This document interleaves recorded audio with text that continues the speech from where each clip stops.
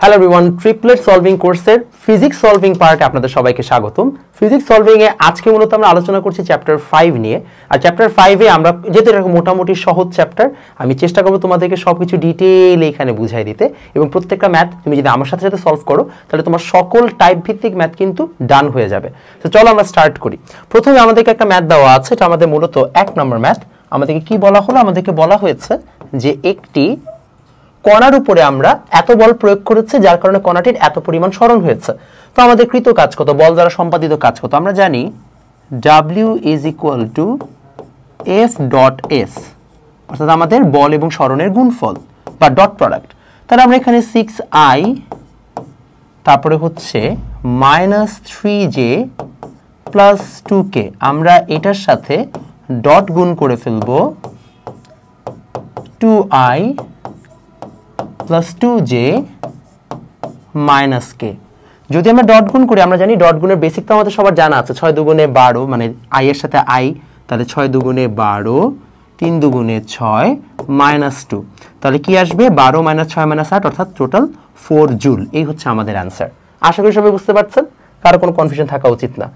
পরেরটাতে চলে যাই। বলা হচ্ছে একটি অনুভূমিকের সাথে, এটা হচ্ছে আমাদের 2 নম্বর ম্যাথ, একটি অনুভূমিকের সাথে 60 ডিগ্রি কোণে লম্বা একটি হেলানো তলের পাদদেশ থেকে শীর্ষ দেশে 10 কেজি ভরের একটি ব্লক তুলতে হবে। মানে কি, এই হচ্ছে আমাদের একটা অনুভূমিক তল এবং সেটা কত? 60 ডিগ্রি অ্যাঙ্গেলে আছে, এবং বলা হচ্ছে যেটা আমাদের এই পজিশন থেকে আমাদেরকে এখানে তুলতে হবে,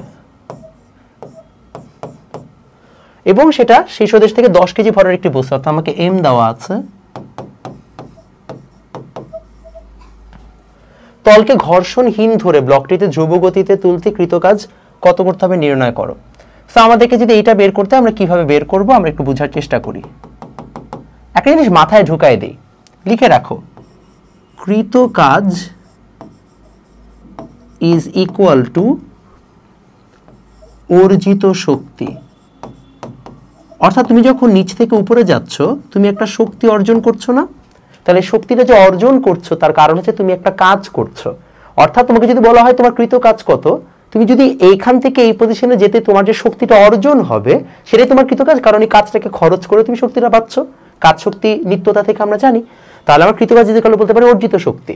তাহলে আমাদের এখানে যে কৃত কাজ ডাব্লিউটা হবে, সেটা হবে কি, আমার এই পজিশন থেকে এই পজিশনে যেতে আমাদের যে বিভব শক্তির অর্জন হবে সেটার সমান। তাহলে সেটাকে আমরা লিখবো mgh। এখন প্রশ্ন হচ্ছে এম কত? এম হচ্ছে আমাদের এখানে টোটাল আছে 10 কেজি, সো 10, জি হচ্ছে 9.8, এইচ কত? আমাদের একটা জিনিস বুঝতে হবে, এটা হচ্ছে আমাদের এইচ, তাই না? তাহলে এইচ এর ভ্যালু কত? আমরা একটু এইচ এর ভ্যালুটা বোঝার চেষ্টা করব। এখানে অনেকের হচ্ছে কনসেপশন আছে। মাথায় রাখবা, আমাদের যে বিভব শক্তি আছে সেটা সব সময় এই পজিশন থেকে এই পজিশনে সোজা লম্বভাবে যতটুকু ডিসটেন্স সেটা ম্যাটার করে। ইট ডাজন্ট রিয়েলি ম্যাটার যে এখান থেকে এই পর্যন্ত হেলানো ভাবে সেটা কতটুকু আছে। কারণ কি? কারণ হচ্ছে আমরা যদি এই পজিশনেও থাকি তাহলে আমরা দিন শেষে ভূমি থেকে এতটুকু উচ্চতায় উঠছি। ডানে বামে যাওয়ার ক্ষেত্রে আমাদের কতটুকু শক্তি এদিক সেদিক যাচ্ছে সেটা আমাদের হিসাবের বাইরে। আমরা যখন এই বিভব শক্তি নিয়ে কাজ করি, আমরা সোজা লম্ব বরাবর দূরত্বটা নিয়ে কাজ করি। তাহলে আমাদের এই জায়গায় বলা আছে কি, দেখো, কোণে হেলানো একটি তলের পাদদেশ থেকে হচ্ছে আমাদের শীর্ষ থেকে 10 কেজি ভরের একটি ব্লক তুলতে হবে। তলকে ঘর্ষণহীন ধরে ব্লকটিতে ধ্রুব গতিতে তুলতে কাজ করতে হবে, তা নির্ণয় করো। তাহলে আমরা যদি তলটাকে ঘর্ষণহীন ধরি, তাহলে ব্লকটিকে আমাদের ধ্রুব গতিতে তুলতে কত কাজ করতে হবে সেটা আমাকে বের করতে বলছে। তাহলে আমাদের mgh দেওয়া আছে, অর্থাৎ আমরা এখানে ধরে নিলাম এটা হচ্ছে আমাদের এইচ। এখন আমাদের ধ্রুব গতিতে তুলতে হবে। ধ্রুব গতিতে তুলতে হলে আমাদেরকে কতটুকু কাজ করতে হবে সেটা বের করতে বলা হয়েছে। এখন আমরা কিভাবে হচ্ছে যে মানে একটা নির্দিষ্ট যদি ধ্রুব গতি যেটাই হোক না কারণ আমাকে এইচটা বের করতে হবে যে আসলে আমরা কত এইচে যাব। তো আমাদের এখানে জেনারেলি একটা এল দেওয়া থাকবে, প্রশ্নে সেটা দেওয়া নাই, আমি ধরে নিলাম আমাদের হচ্ছে যে বোঝার সাপেক্ষে এটা 1 মিটার, যে আমাদের 1 মিটার হেলানো তলের উচ্চতা মানে ডিস্টেন্সটা দেওয়া আছে। হয়তো বা কোয়েশ্চেনে মিসিং আছে, কোনো সমস্যা নেই। তাহলে আমরা কি করব, আমাদের এখন জানতে হবে এইচ এর ভ্যালু কত। আমরা যদি এই জায়গায় একটা খুব সিম্পলি পিথাগোরাসের সূত্র চিন্তা করি বা পিথাগোরাসের ত্রিভুজ চিন্তা করি, তাহলে আমরা জানি H is equal two L sign 60 degree. কারোর তো সব কনফিউশন নাই। তাহলে এল সাইন 60 ডিগ্রি হলে আমরা এখানে চুপচাপ জাস্ট বসিয়ে দিব 10 into 9.8 into L sign 60 degree. আমাদের এটা কোথা থেকে পেয়েছে? আমরা সমকোণী ত্রিভুজের সাইনের অনুপাত থেকে পেয়েছে। বাস যা আসবে সেটাই আমাদের অ্যান্সার। তাহলে আমরা এই টাইপের ম্যাথ আসলে পারবো। ডাজেন্ট ম্যাটার কোন জায়গা থেকে কোন দিকে যাচ্ছে, আমাদের যদি কখনো অর্জিত শক্তি বা বিভব শক্তি বের করতে হয়, আমরা জাস্ট নিচ থেকে উপর পর্যন্ত হচ্ছে যে একদম সোজা যে লম্ব বরাবর ডিসটেন্স সেটা নিয়ে কাজ করব। ওকে, আমাদের দুটো ম্যাথ শেষ, আমরা 3 নম্বর ম্যাথে যাই। বলা হচ্ছে একটি পাম্প দ্বারা 600 লিটার জ্বালানি আমাদের হচ্ছে যে জ্বালানি তেলকে 20 মিটার উপরে অবস্থিত একটি ট্যাঙ্কে উঠাতে অভিকর্ষের বিরুদ্ধে কত কাজ করতে হবে। এগেন সেম জিনিস, W = mgh। আমরা জানি রো বা ঘনত্ব = m/v। তাহলে আমরা জানি m হচ্ছে আমাদের এখানে আমাদের এখনো জানা নাই, আমাদের এমটাই বের করতে হবে।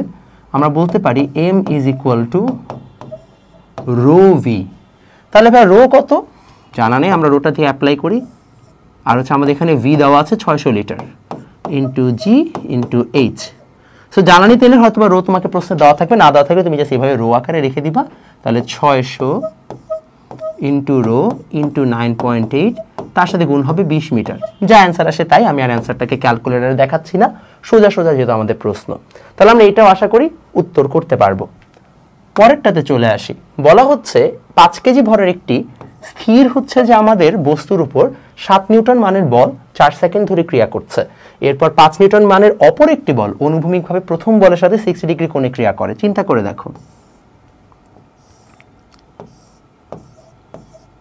60 ডিগ্রি কোণে ক্রিয়া করবে এবং কি বলা হচ্ছে যে আমাদের 5 কেজি ভরের একটি স্থির বস্তুর উপর 7 নিউটন বল হচ্ছে যে 4 সেকেন্ড ধরে আগে ক্রিয়া করছে অলরেডি। এরপর 5 নিউটন মানের অপর একটি বল অনুভূমিকভাবে প্রথম বলের সাথে হচ্ছে 60 ডিগ্রি কোণে ক্রিয়া করে। তার মানে কি? এর মানে হচ্ছে আগে আমরা বুঝে নিই, এই বরাবর হচ্ছে আমাদের 5 নিউটন একটা বল, আচ্ছা, আর হচ্ছে যে আমাদের এই বরাবর 7 নিউটন মানের একটি বল, ঠিক আছে। ওকে, এখন বলা হচ্ছে 60 ডিগ্রি কোণে হচ্ছে যে ক্রিয়া করছে। সো প্রথম কেসে আমরা আসি। ফার্স্ট অফ অল বলা হয়েছে 1 নম্বর কোয়েশ্চেনে যে 4 সেকেন্ড পরে বস্তুটির কৃত কাজ কত। 4 সেকেন্ড পরে বস্তুটির কৃত কাজ মানে কি? এর মানে হচ্ছে আমরা যদি প্রথম ক্ষেত্রে চিন্তা করি তখন তো আসলে আমাদের এক্সট্রা কোনো বল ছিল না, 5 নিউটন বলটা পরে অ্যাপ্লাই করা হয়েছে।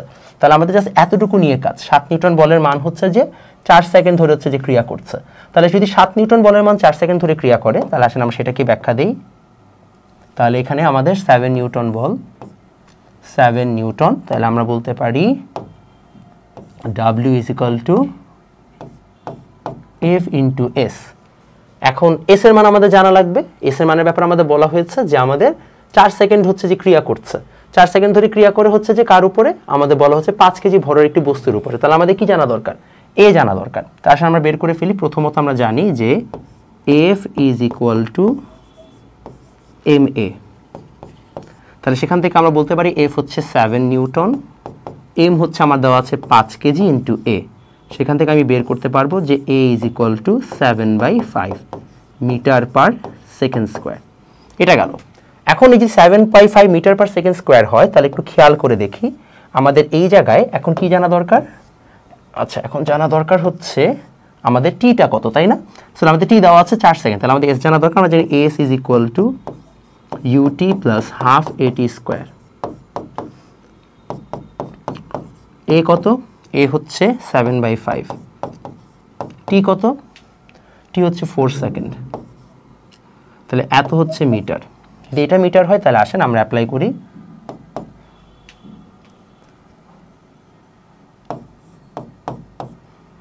তাহলে আমরা এখানে সুন্দর করে এটা অ্যাপ্লাই করে দিলাম।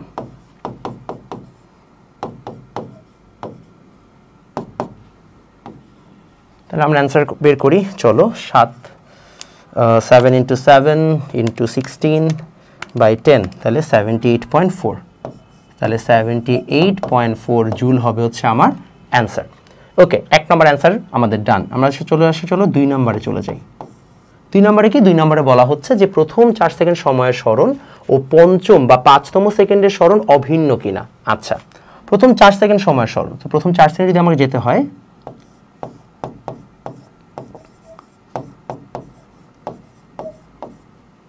ফার্স্ট 4 সেকেন্ড হচ্ছে আমাদের স্মরণ কত। ফার্স্ট 4 সেকেন্ড স্মরণ আমরা বের করেছি এই জায়গায়। যদি আমি এখানে একটু ডিটেইলে লিখি, 7 × 16/10, অর্থাৎ আমাদের প্রথম 4 সেকেন্ডের স্মরণ হচ্ছে 11.2 মিটার। জিজ্ঞেস করা হচ্ছে আমাদের এখানে যে ও পঞ্চমতম সেকেন্ডের স্মরণ অভিন্ন কিনা। আচ্ছা, পঞ্চমতম সেকেন্ডে কি হয়েছে, পঞ্চমতম সেকেন্ডে আমাদের দুটো বল একসাথে প্রয়োগ হয়েছে। সো আগে আমাদের লব্ধি বলটা বের করে নিতে হবে। সো আমরা পঞ্চম সেকেন্ডের জন্য আগে আমরা লব্ধি বলটা বের করে নিতে পারি, যে আমাদের পঞ্চম সেকেন্ডে আমরা জানি টোটাল লব্ধি বল F R is equal to আসবে F1 প্লাস F2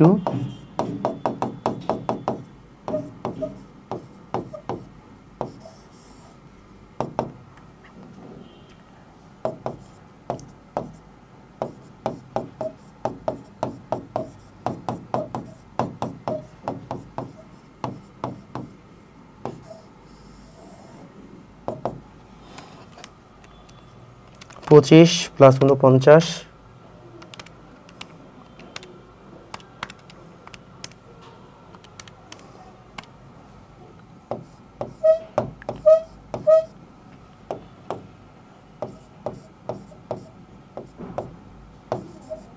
এত নিউটন। যদি এত নিউটন হয় তাহলে হচ্ছে আমাকে এখন বের করতে হবে যে তাহলে হচ্ছে আমার পঞ্চমতম সেকেন্ডে সরণটা অভিন্ন কিনা। তো পঞ্চমতম সেকেন্ডে আমাকে সরণ বের করতে হলে কি করতে হবে, এগেন সেম প্রসেস যেতে হবে। তাহলে আমরা বের করি F is equal to M A, তাহলে সেম আমাকে এ বের করতে হবে F বাই এম দিয়ে।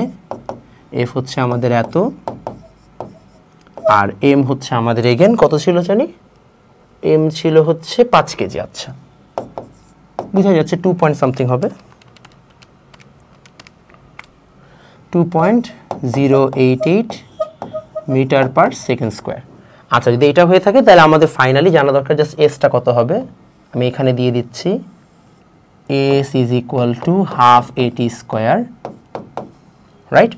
ও না, এখানে তো হচ্ছে আমাদের আগে একটা ভি বের করা লাগবে, যেহেতু হচ্ছে যে আমাদের এখানে একটা আদি বেগ এবার থাকবে। তাহলে আমরা একটু ভিটা বের করে নিই, যে V square is equal to U square plus 2as। আচ্ছা ভি তাহলে ইউ প্লাস এটি করে নিই, V is equal to U plus at. আচ্ছা অততম সেকেন্ডে বসে তাই না, পঞ্চমতম সেকেন্ডে। আচ্ছা আচ্ছা তাহলে সমস্যা নেই। তাহলে হচ্ছে আমাদের লাগবে S is equal to U plus half A 2t minus 1। আচ্ছা তাও আমাদের ইউ লাগতেছেই, সো আমাদের এখানে টেকনিক্যালি বের করে নিতে হবে ইউ প্লাস এটি। তো আমাদের এ ছিল ইউ হচ্ছে যে আমাদের এই জায়গায় ছিল 0, এ ছিল হচ্ছে আমাদের কত 7/5 আর টি ছিল হচ্ছে আমাদের এই জায়গায় টোটাল কতটুকু সময় ছিল 4 সেকেন্ড। সো 7/5 ইন্টু 4, তাহলে আমাদের চলে আসছে 5.6। আচ্ছা একটু বোঝার চেষ্টা করি। একটা বল এদিক দিয়ে যাচ্ছিল, এই পর্যন্ত আসছে, আসার পরে তারপর আরেকটা এক্সট্রা ফোর্স আসছে। সো এই 4 সেকেন্ড ধরে তার এতটুকু সরণ হয়েছে, 4 সেকেন্ড পরে এই পজিশনে আসার পরে তার এটা হচ্ছে ইনিশিয়াল ভেলোসিটি, যেটা শেষ ভেলোসিটি। তাহলে এখন আমরা নতুন যখন হিসাব করব তখন সেটা তার ইনিশিয়াল ভেলোসিটি বা প্রারম্ভিক বেগ।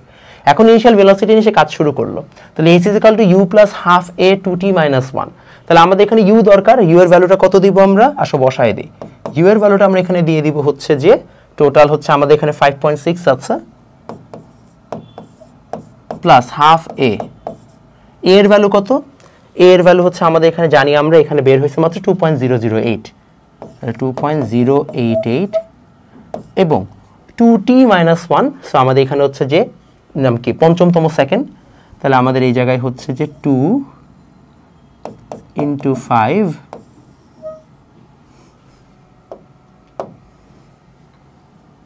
টেকনিক্যালি আমাদের পঞ্চম সেকেন্ড দেওয়া উচিত না, আসলে ইউটি প্লাস হাফ এটি স্কোয়ারই করা দরকার। কারণ এটা হচ্ছে যে আমাদের তো নতুনভাবে আমরা হিসাব করছি, সেটা 2তম সেকেন্ড না দিয়ে আমরা এই ফর্মুলা অ্যাপ্লাই করলাম। সরি একটু ভুলেছি এই জায়গাটা, হাফ এ টি স্কোয়ারই দিব। তাহলে ইন দ্যাট কেস ইউ হচ্ছে আমাদের এখানে 5.6, কারণ আমাদের আসলে পুরো ত্বরণটা তো চেঞ্জ হয়ে গেছে, ত্বরণ তো সেম ছিল না। আর আমাদের এখানে সেকেন্ড হচ্ছে 1 সেকেন্ড প্লাস হাফ এ হচ্ছে আমাদের এখানে 2.088, তার সাথে আমাদের 1 স্কোয়ার। টোটাল যদি আমরা এখানে হিসাব নিকাশ করি তাহলে আসবে 5.6 ইন্টু 1 প্লাস 0.5 ইন্টু 2.088, টোটাল আসছে আমাদের 6.644।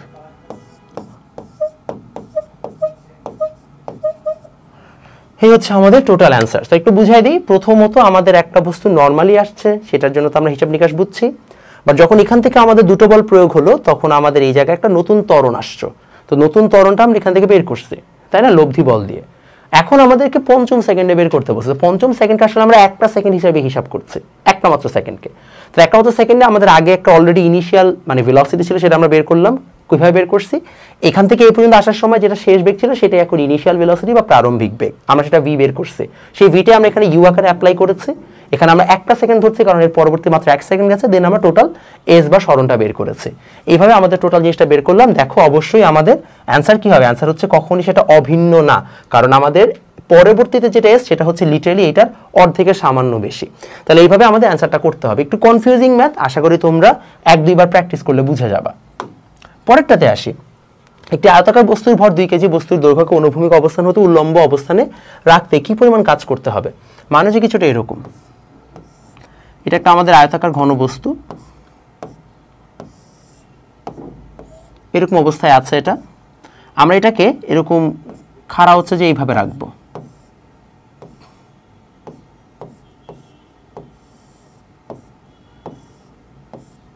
এই অবস্থায় রাখবো। তাহলে এই জায়গায় আমাদের এটা হচ্ছে টোটাল কত ডিস্টেন্সে আছে?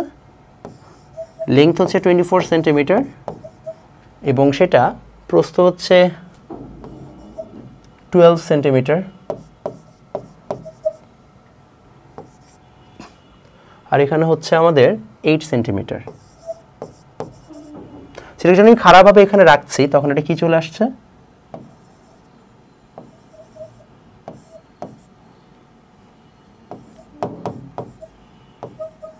টোটাল যদি 24 সেন্টিমিটার হয় তাহলে এখানে 0.12 মিটার।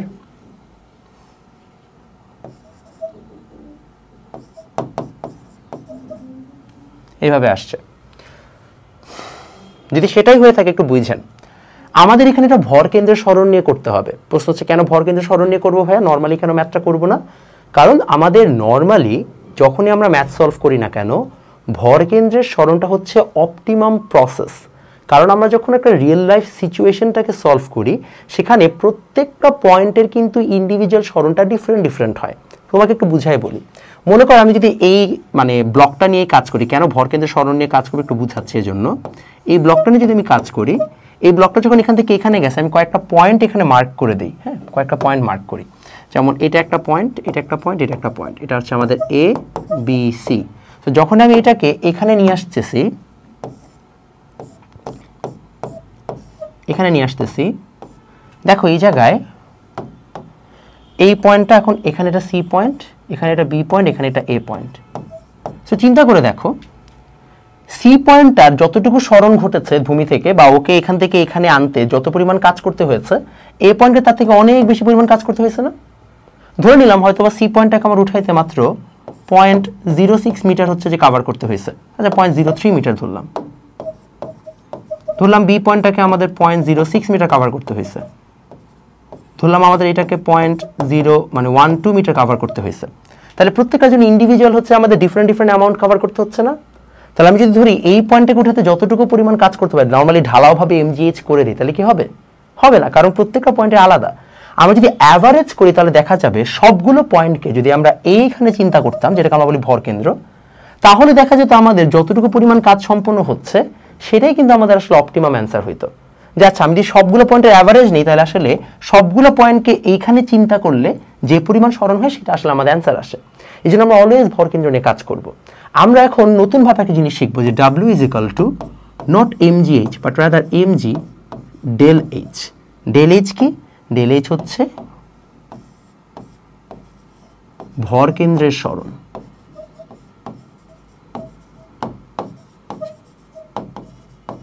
তাহলে আসেন আমরা ভর কেন্দ্রের সরণটাকে ঠিক মতো ব্যাখ্যা করি। এম কত? এম আমাদের বস্তুটার হচ্ছে টোটাল 2 কেজি, 9.8। এইচ কত? দেখেন আগে ছিল এই পজিশনে, তাই না? এই পয়েন্টে আগে এখানে ছিল। তাহলে এই পয়েন্টে যখন এখানে ছিল তখন ছিল কি? এটা যদি 8 সেন্টিমিটার হয় তাহলে 0.4 সেন্টিমিটার উচ্চতায়, তাই না? আমি একটু লিখে দিই 0.04 মিটার উচ্চতায়।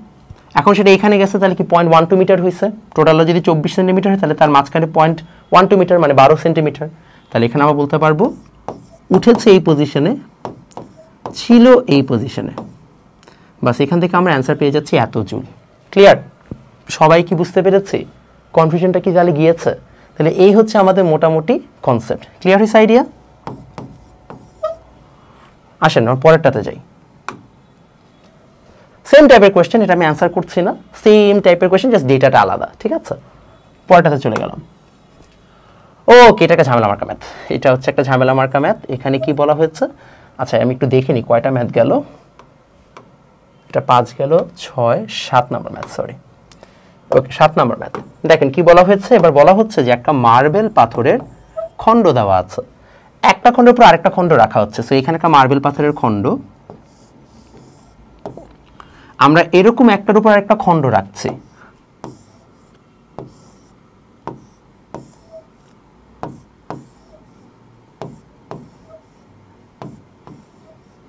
খণ্ড রেখেছি, বলা হচ্ছে যে আমরা এরকম খণ্ড রেখে রেখে 0.3 মিটার উচ্চ একটি স্তম্ভে সাজাতে কৃত কাজ কত। টোটাল 0.3 মিটার একটা স্তম্ভ সাজানো হচ্ছে, একটা উচ্চতা হচ্ছে 0.05 মিটার প্রত্যেকটার উচ্চতা।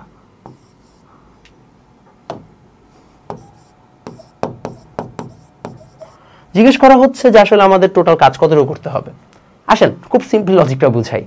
ফার্স্ট অফ অল, আপনারা এই কাজটা অবশ্যই করেন যখন আপনারা ক্রিকেট ম্যাচ খেলেন, রাইট? ক্রিকেট ম্যাচে আপনারা যখন হচ্ছে ইট দিয়ে স্ট্যাম্প বানান, আই গেস আপনারা ছোটকালে করেছেন। তো ইট দিয়ে স্ট্যাম্প বানানোর সময় যখন প্রথম ইটটা থাকে সেটা মাটিতেই থাকে, ওটা আপনি পা দিয়ে লাথি দিয়ে দিয়ে সুন্দর করে এক জায়গায় আনেন, খুব একটা আপনার হাত দিয়ে উঠানোও লাগে না। বাট তারপর ইটটাকে হাতে উঠায় তারপর রাখতে হয়, তারপরেরটাকে তার উপর রাখতে হয়, তারপরের ইটটাকে তার উপর রাখতে হয়।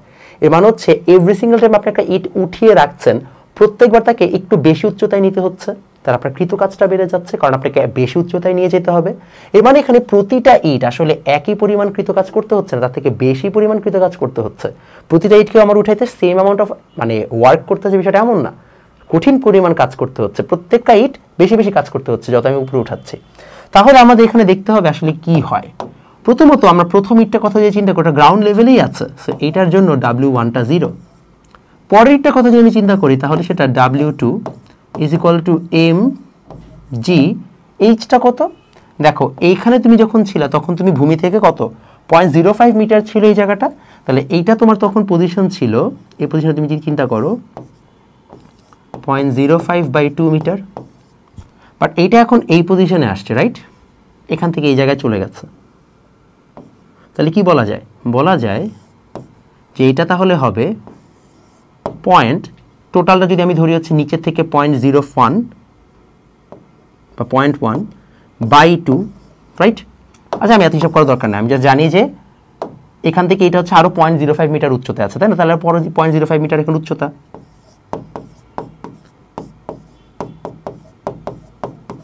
এরকম আসবে। আচ্ছা তারপর দেখেন এইটা এই জায়গায় যখন যাবে, মানে এইটাকে যদি চিন্তা করি তাহলে এটা কি হবে 0.05/2 প্লাস 0.05 ইন্টু 2, কারণ এটা এতটুকু এতটুকু উচ্চতায় গেছে। যেরকম করে হিসাব করলে আমরা সবগুলো পাবো, তাই না? প্রত্যেকটা আমরা ইন্ডিভিজুয়াল হাইট পাবো, প্রত্যেকটা ইন্ডিভিজুয়াল হাইট পাবো আমরা। আর প্রশ্ন হচ্ছে হাইটটা আমরা মেজার করব কিভাবে? মেজার করার ক্ষেত্রে চিন্তা করে দেখেন, প্রতিটা ইটই তো আগে মাটিতে ছিল, তাহলে তাদের সবারই ভর কেন্দ্র এই জায়গায় ছিল। এখান থেকে যখন এই জায়গায় গেছে তাহলে ভর কেন্দ্র কতটুকু বেড়েছে, এতটুকু বেড়েছে। তারপরে যখন এইটার কথা চিন্তা করছি তাহলে ভর কেন্দ্রটা এখান থেকে এইটা তারপরে এইটা, তাহলে অলরেডি ছিল 0.05/2, তার সাথে আরো কি এতটুকু পরিমাণ বেড়েছে, তাহলে ভর কেন্দ্রের পরিবর্তন এতটুকু। আমাদের হিসাব কি, ভর কেন্দ্রের পরিবর্তন যতটুকু ততটুকু আমাদের কৃত কাজ। তাহলে আমরা W কিভাবে বের করবো, টোটাল W আমরা W1 2 3 4 5, এখানে 6টার জন্য বলছে, তাহলে 6 যোগ করব। তাহলে W1 কত, W1 হচ্ছে 0। W2 কত, আমরা mg দিতে পারি 0.05, কারণ এখান থেকে এখানে উঠাইতে আমাদের 0.05 পরিমাণ উচ্চতায় যেতে হয়েছে ভরকেন্দ্রের সরণকে, তাহলে 0.05 প্লাস এখানে কত আসবে 0.05 ইন্টু 2 প্লাস এখানে কত আসবে 0.05 ইন্টু 3, এখানে কত আসবে 0.05 ইন্টু 4, এরকম করে আমাদের যোগ হতে থাকবে।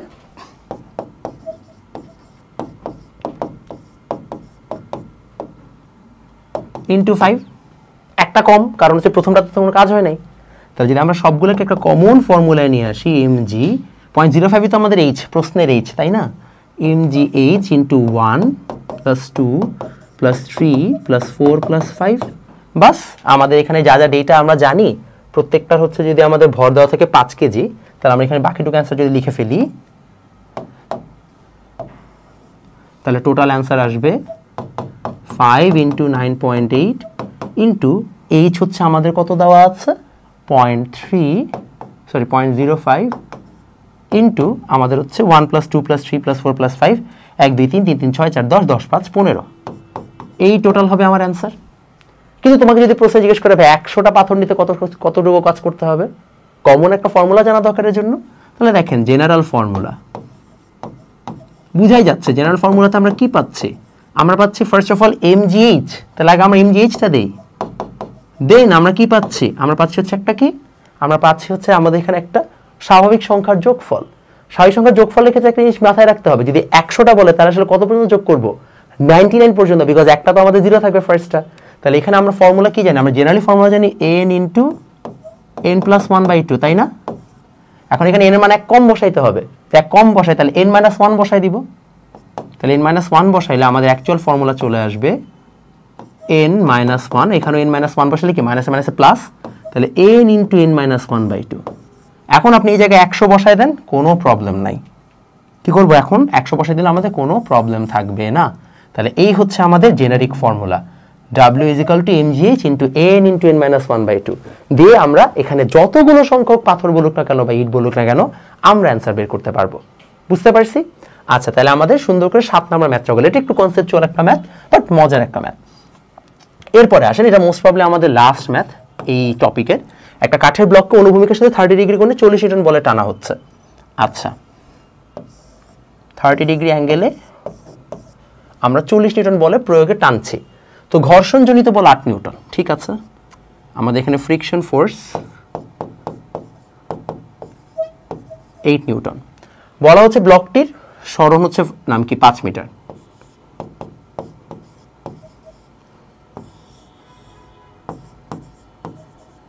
আচ্ছা, প্রযুক্ত বল দ্বারা কৃত কাজ কত?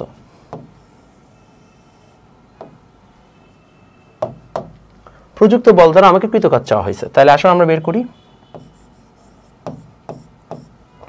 তা আমাকে যদি প্রযুক্ত বল দ্বারা কৃত কাজ চাওয়া হয়, তাহলে আসলে আমরা বলি এখানে F is equal to হচ্ছে যে আমাদের W is equal to Fs, মানে F ডট S। তাহলে আমরা 30 ডিগ্রি কোণে 40 নিউটন বল প্রয়োগে টানছি, তাই তো, আর হচ্ছে ব্লকটি 5 মিটার সরণ হয়েছে, তাহলে এটা খুবই সোজা।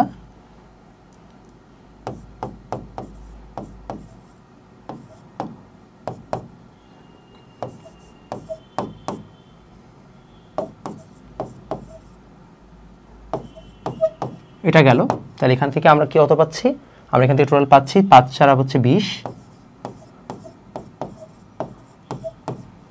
আমরা যদি ক্যালকুলেটর করি, সো 173।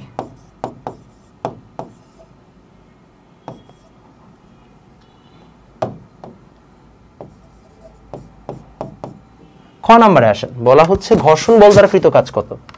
আমরা এখন ঘর্ষণ বলটা কোন দিকে কাজ করছে অলওয়েজ মাথায় রাখবা, ঘর্ষণ বল তলের সমান্তরালে কাজ করে, প্লিজ এটা মাথায় রাখবা। যে কোনো ফ্রিকশন ফোর্স তলের সমান্তরালে কাজ করে। ফ্রিকশন ফোর্সের বেলায় আবার হচ্ছে কস থিটা আনতে যাও না, এটা তলের সমান্তরালে কাজ করে, অর্থাৎ এখানে থিটাটা অলওয়েজ কি 180 ডিগ্রি। তাহলে আমাদের এই জায়গায় বলা হচ্ছে যে বল আমাদের এখানে যাওয়া হচ্ছে, আমরা যেহেতু ঘর্ষণ বল কৃত কাজটা মাইনাস হবে, তাই আমি এখানে আগেই মাইনাস দিয়ে রাখলাম। আমাদের ফোর্স কত, ঘর্ষণ বল দ্বারা মানে ফোর্সটা হচ্ছে আমাদের 8 নিউটন, তাহলে 8 এর সাথে আমাদের সরণ কত, আমরা একটু আগে বললাম 5 মিটার, তাহলে আমাদের টোটাল আসবে -40 জুল।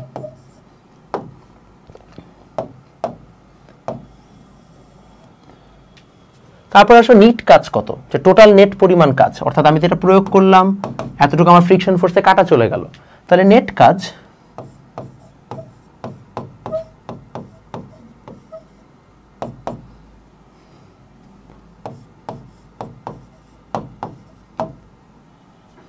$40 জুল। তাহলে এখান থেকে আসবে কত 133.2 জুল। এই হচ্ছে আমাদের টোটাল অ্যান্সার। তাহলে এইভাবে আমরা খুব সহজেই হচ্ছে যে টোটাল অ্যান্সারটা বের করে ফেলতে পারলাম। আশা করি এরপরে আমাদের নতুন টপিক হচ্ছে যে শক্তি সংক্রান্ত সমস্যা বলে, এটা আমরা নেক্সট ভিডিওতে দেখব। আশা করি তোমাদের এই যে আমাদের কাজ সংক্রান্ত যতগুলো প্রবলেম ছিল টপিক 1-এ সেগুলো তোমরা ভালোভাবে বুঝতে পেরেছো। আমরা টপিক 2-তে চলে আসছি। টপিক 2-তে আমরা মূলত শক্তি সংক্রান্ত বিভিন্ন ধরনের প্রবলেম আলোচনা করব। তো বলা হচ্ছে 50 কেজি ভরের একটা বোমা ভূপৃষ্ঠ থেকে প্রায় 1 কিলোমিটার উঁচুতে অবস্থিত একটি বিমান থেকে ফেলে দেওয়া হয়েছে এবং 10 সেকেন্ড ভূমি স্পর্শ করার 10 সেকেন্ড ভূমি 10 সেকেন্ড পর হবে কি 10 সেকেন্ড পর হচ্ছে ভূমি স্পর্শ করার পূর্ব মুহূর্তে এর গতিশক্তি কত হবে। আচ্ছা, দুইটা কোয়েশ্চেন আর কি, আমি একটু কোয়েশ্চেনটা এডিট করে দিই। একটা হচ্ছে 10 সেকেন্ড পর এবং আরেকটা হবে হচ্ছে ভূমি স্পর্শ করার পূর্ব মুহূর্তে। সো খুব সিম্পল কাজ, আমরা জানি যে আমাদের হচ্ছে যে যদি আমাদের 10 সেকেন্ড পর হচ্ছে যে বের করতে হয়, আগে আমরা উচ্চতাটা দেখি, প্রায় 1 কিলোমিটার উচ্চতা, রাইট, 1 কিলোমিটার, আর 50 কেজি ভরের একটা বস্তু, তাহলে এখানে 50 কেজি তার হচ্ছে ম্যাস। বলা হচ্ছে এই বস্তুটা যখন নিচে পড়বে, আমরা প্রথমে 1 নম্বর কেসে বের করি যে আমাদের এটা কতটুকু 10 সেকেন্ড দূরত্ব হচ্ছে যে কাভার করছে।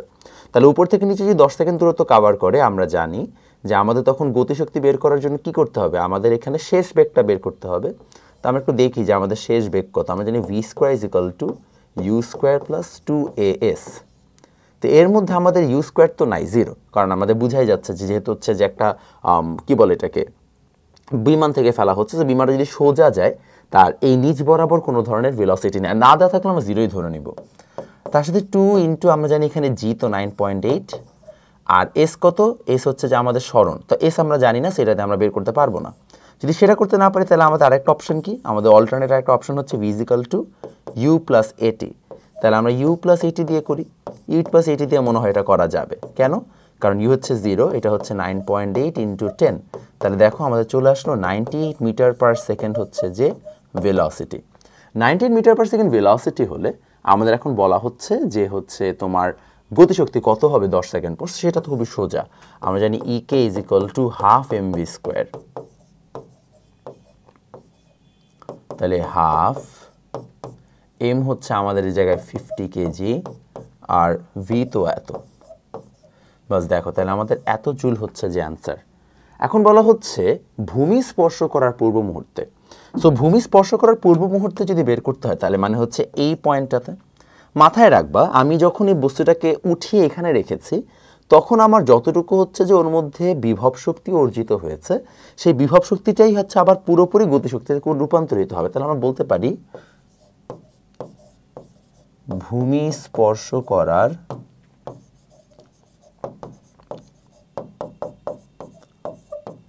পূর্ব মুহূর্তে গতিশক্তি is equal to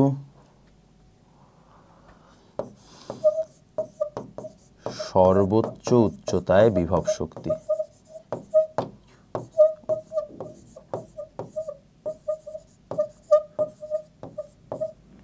সর্বোচ্চ উচ্চতায় বিভব শক্তি, তাহলে আমরা বলতেই পারি অতএব আমাদের গতিশক্তি হবে হচ্ছে mgh এর সমান। ভূমি স্পর্শ করার পূর্ব মুহূর্তে আমাদের গতিশক্তিটা হবে mgh এর সমান, যেখানে m হচ্ছে 50, g হচ্ছে 9.8 আর h হচ্ছে 1 কিলোমিটার। সেটাকে আমরা 1000 দিয়ে গুণ করব, গুণ করলে আমাদের যা জুল আসবে সেটাই হবে অ্যান্সার।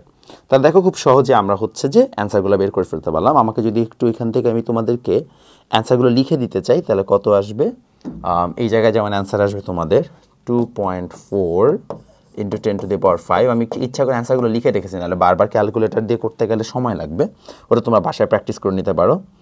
আর এখানে mgh হচ্ছে যে কত, আচ্ছা এটার আচ্ছা এটা হচ্ছে যে তোমার 4.9 × 10⁵। বাস এই হচ্ছে আমাদের দুটো অ্যান্সার। তাহলে আশা করি এই ম্যাথটা নিয়ে কারো কোনো ধরনের প্রবলেম হবে না।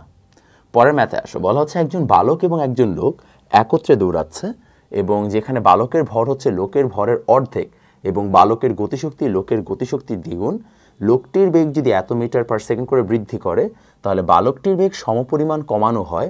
ইন দ্যাট কেস তাদের গতিশক্তি বা আমরা বলতে পারি কাইনেটিক এনার্জিটা ইকুয়াল হবে কিনা বা সমান হবে কিনা সেটা নিয়ে আমাদেরকে ডিসকাস করতে বলা হয়েছে। So let's try to understand. আমরা প্রথমে একটা কাজ করি, আমরা বালকের বেগটা মানে বালকের হচ্ছে যে আমাদের এখানে ফার্স্ট অফ অল ভর দেখি, ভর হচ্ছে m1 আর হচ্ছে যে বেগ হচ্ছে আমরা ধরলাম v1।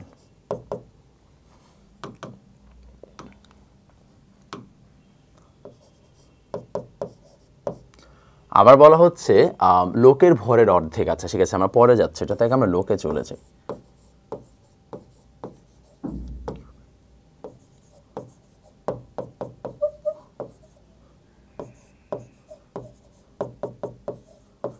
v2। তো বলা হচ্ছে যে লোকের ভরের অর্ধেক এবং বালকের গতিশক্তি লোকের গতিশক্তির দ্বিগুণ। তাহলে বালকের যদি গতিশক্তি হয় আমরা ধরলাম হচ্ছে ek1 আর ওনারটা হচ্ছে আমরা ধরলাম ek2। এখন বলা হচ্ছে যে এদের মধ্যে সম্পর্ক বের করো। তো আগে সম্পর্কগুলো দেখি যে এদের মধ্যে কি ধরনের রিলেশনশিপ এক্সিস্ট করে। সম্পর্ক বের করলে দেখা যাচ্ছে যে লোক এবং বালক এদের মধ্যে, যদি আমরা বালকেরটাই খেয়াল করে দেখি তাহলে বালকের ক্ষেত্রে আমরা দেখতে পাবো হচ্ছে যে এখানে গতিশক্তিরা সমান, তাই না? বলা হচ্ছে যে অর্ধেক, এবং বালকের গতিশক্তি লোকের গতিশক্তি দ্বিগুণ। বালকের গতিশক্তি হচ্ছে আমাদের ek1 আর লোকের গতিশক্তি হচ্ছে যে ek2। বালকের গতিশক্তি লোকের গতিশক্তির দ্বিগুণ হবে, তাহলে ek1 would be 2 times of ek2। আর বলা হচ্ছে যে লোকটির বেগ 1 মিটার পার সেকেন্ড বৃদ্ধি করলে, আচ্ছা বালকের ভর লোকের ভরের অর্ধেক, সো বালকের ভর লোকের ভরের অর্ধেক, ফাইন। বলা হচ্ছে লোকটির বেগ 1 মিটার পার সেকেন্ড বৃদ্ধি করে বালকটির বেগ সমপরিমাণ কমানো হয়, তাহলে তাদের গতিশক্তি সমান হবে। ঠিক আছে, তাহলে আমাদের যদি সেটা হয় তাহলে ইন আনাদার কেস গতিশক্তি সমান হবে কখন, সেটা আমরা পরে বের করছি, আগে আমরা এটা বের করে নিই। আমরা জানি from this half m1 v1 square is equal to 2 into half m2 v2 square. আমরা এই দুইটাকে যদি হচ্ছে যে ঠিক করি তাহলে দেখো হাফ হাফ কাটাকাটি, আমাদের এখানে m1 এবং m2 এর মধ্যে সম্পর্ক হচ্ছে m1 is equal two m2/2, m2/2, আর এখানে হচ্ছে যে আছে 2m2 আছে এই জায়গায়, আর এখানে হচ্ছে যে একটু ফিক্স করে নেই, তাহলে m2/2 হচ্ছে যে আমাদের v1 square, sorry v1 square is equal two 2m2 v2 square. কি হলো? কিছুই না, আমাদের এখানে হাফ m1 আছে, তো আমরা হচ্ছে যে হাফ m1 এর জায়গায় হচ্ছে m1 এর ভ্যালু আমরা জানি m2/2, তো আমরা m2/2 বসাই দিলাম, আর এখানে যা আছে সেটা থাকলো। সেটা যদি থাকে তাহলে দেখো এখানে আমরা বলতেই পারি যে আমাদের এই জায়গায় কাটাকাটি করে হচ্ছে যে চলে আসছে v1 square is equal two 4v2 square, বা আমরা বলতেই পারি যে v1 ইজ ইকুয়াল টু আসলে 2v2। তাহলে আমরা সম্পর্ক কিন্তু পেয়ে গেলাম যে আসলে আমাদের ভেলোসিটির মধ্যে সম্পর্ক কত। এখন বলা হচ্ছে আচ্ছা ঠিক আছে, তুমি তো সবই বের করলা, এখন যদি আমাদের লোকটার বেগ আমরা এত বৃদ্ধি করি এবং বালকটার বেগ এত পরিমাণ কমানো হয় তাহলে এই গতিশক্তি সমান হবে কিনা সেটা আমাকে বের করতে হবে। সো লেটস ফাইন্ড আউট যে নতুন হচ্ছে যে গতিশক্তি কত। আমরা নতুন গতিশক্তি বের করি, মানে নতুন তুলনা।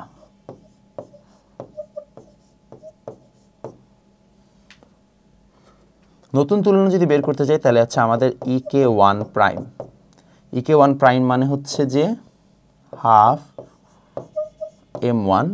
বলা হচ্ছে বালকটার বেগ আমরা সমপরিমাণ কমাবো, অর্থাৎ 1 মিটার পার সেকেন্ড কমাবো, তাহলে বালকের বেগ আমরা 1 মিটার পার সেকেন্ড কমাই, এটা আসলো। বালকের বেগ যদি আমরা 1 মিটার পার সেকেন্ড কমাই ফেলি তাহলে হচ্ছে আমাদের এত চলে আসবে। তাহলে যদি এত চলে আসে তাহলে দেখো আমরা এই জায়গায় সুন্দর মতো হচ্ছে যে এখন এটা রাখলাম। আর হচ্ছে যে নতুন তুলনার ক্ষেত্রে আমাদের বলা হয়েছে e প্রাইম k2, যদি আমাদের ek2 প্রাইম হয় তাহলে ek2 প্রাইম হচ্ছে আমরা 1 মিটার পার সেকেন্ড বাড়াবো, তাহলে হাফ m2 ইন্টু হচ্ছে v2 প্লাস 1 হোল স্কোয়ার। তো বলছে এই দুটো সমান কিনা, এই দুটো সমান কিনা তাকে হচ্ছে যে বের করতে বলছে। সমান কিনা বের করার জন্য খুব সিম্পল কাজ, m1 আর v1 কে হচ্ছে যে আমরা রিপ্লেস করে দিব m2 আর v2 দ্বারা, তারপর যদি দেখি ইকুয়েশনে সমান আসে তাহলে সমান, না হলে সমান না। তো এটা যদি করতে হয় আমাদেরকে what we need to do is আমরা যে কোনো একটাকে রিপ্লেস করি, আমরা ek1টাকে রিপ্লেস করি, চলো। তাহলে ek1 প্রাইম রিপ্লেস করলে m1 এর ভ্যালু জানি আমরা m2/2,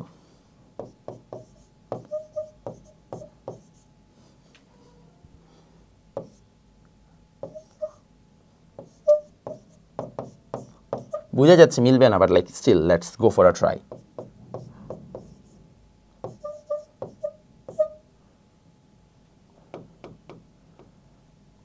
আচ্ছা আমরা যেটা করব দুইটাকে একসাথে তুলনা করার জন্য হাফ আলাদা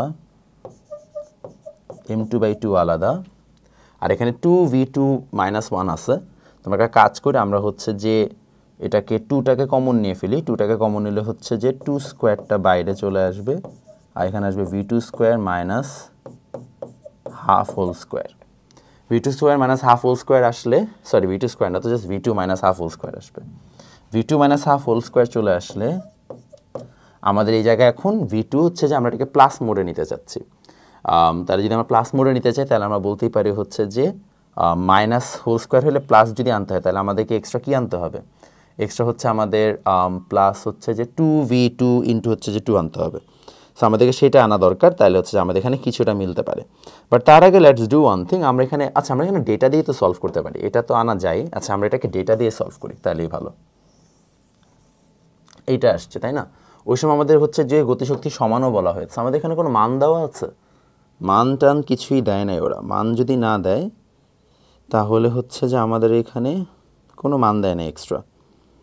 ওকে, মানও দেয় নাই। মান যদি না দেওয়া হয় তাহলে তো সমস্যা। প্রবলেম নাই, আমাদের এই জায়গায় বৃদ্ধি করা হয় তাহলে একটা নির্দিষ্ট ভ্যালু আসবে।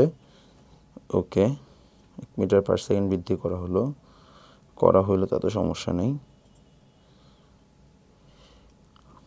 প্রশ্নটা কি বলছে? এত লোকটির বেগ সমরণ কমন হয় তাহলে তো কিছু সমান হবে কিনা, গাণিতিক যুক্তি দাও। আচ্ছা সমান হবে কিনা জানতে চাইছে, সমান হবে এটা কোনো গ্যারান্টি দেয় নাই। ঠিক আছে, ইন দ্যাট কেস আমরা তাহলে বলতেই পারি, আমরা আবার এখান থেকে সলভ করা শুরু করি। ek1 prime is equal two আমরা বের করলাম হাফ, একটা বড় আছে m1 v1 - 1 square, m1 v1 - 1 whole square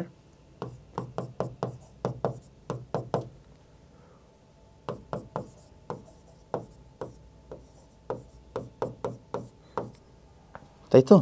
আচ্ছা তাহলে আমাদের বলছে গতিশক্তি সমান হবে। ওকে, ইন দ্যাট কেস আমরা ek2 কে হচ্ছে যে সলভ করি তাহলে আর বেটার। m2 হচ্ছে আমাদের 2m1 আর v2 হচ্ছে আমাদের এখানে কত দেওয়া আছে, v2 কত আসে, v2 হচ্ছে v1/2, v2 হচ্ছে v1/2।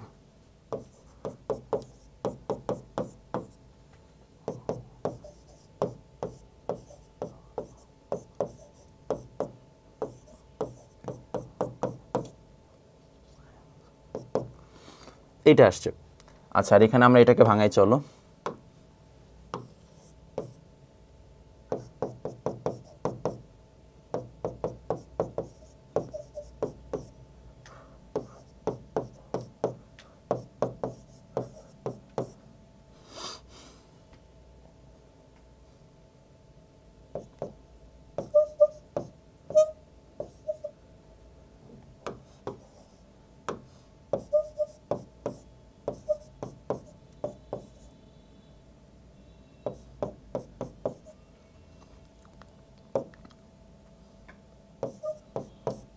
এই ভ্যালু আর এই ভ্যালু তো মোটেও সেম না। সো এই ভ্যালু আর ভ্যালু যদি মোটেও সেম না হয়, অর্থাৎ হচ্ছে যে সেম যদি রাশি না হয়, তাহলে হচ্ছে যে এরা কখনোই সমান হওয়ার কথা না। সো এখান থেকে আমরা প্রমাণ করতে পারি যে ek1 prime is not equal to ek2 prime. শেষ, বাস এইভাবে প্রমাণ করলেই হবে।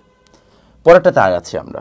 তার পরেরটাতে বলা হচ্ছে যে 30 কেজি ভরের একটি বস্তু এত উচ্চতাতে ভূমিতে পতিত হয়ে কাদার মধ্যে প্রবেশ করলো, কাদার প্রতিরোধ বল এত হলে বস্তুটি কাদার মধ্যে কত দূর ঢুকবে। আচ্ছা খুবই সিম্পল কাজ। এখান থেকে মনে করো একটা বস্তু, একটা পেরেক টাইপের মনে করো বস্তু হচ্ছে যে কাদার মধ্যে ঢুকবে। যদি কাদার মধ্যে ঢুকে পড়ে, এখানে যখন সে ঢুকছে এই জায়গা পর্যন্ত মনে করো সে একদম গেঁথে গেছে মাটির মধ্যে, হ্যাঁ মাটির মধ্যে সে এতটুকু পর্যন্ত গাচ্ছে। তাহলে যখন সে কাদার মধ্যে ঢুকছে তখন সে একটা কাজ করছে, বিকজ তার অফকোর্স বেগ আছে, স্মরণ আছে, সব কিছু আছে। যখন কাজ করছে তখন কাদা তাকে বিপরীত দিকে একটা প্রতিরোধ বল দিচ্ছে, অর্থাৎ কাদাও ইকুয়াল অ্যামাউন্ট অফ কাজ কিন্তু তাকে বাধা দেওয়ার জন্য করছে। Just and that's why probably হচ্ছে যে সে থেমেছে, নাহলে সে আরও ভিতরে চলে যেত। তাহলে আমরা বলতে পারি যে যখন বস্তুটা এখান থেকে এখানে নামছে সে একটা নির্দিষ্ট পরিমাণ কি কভার করছে, একটা উচ্চতা কভার করছে, এবং উচ্চতা কভার করার পাশাপাশি একটা জিনিস খেয়াল করে দেখো, সে কিন্তু নিচের দিকে একটা নির্দিষ্ট পরিমাণ হচ্ছে যে কি এক্সট্রা হচ্ছে যে তোমার ডিস্টেন্স কভার করেছে, রাইট? সে এক্সট্রা ডিস্টেন্সটুকু কভার করেছে কত, সেটা আমরা ধরে নিচ্ছি হচ্ছে এক্স। যে সে এক্স পরিমাণ ডিস্টেন্স কভার করেছে, তাহলে আমরা বলতেই পারি যে এই বস্তুটার ক্ষেত্রে ভূমিতে প্রযুক্ত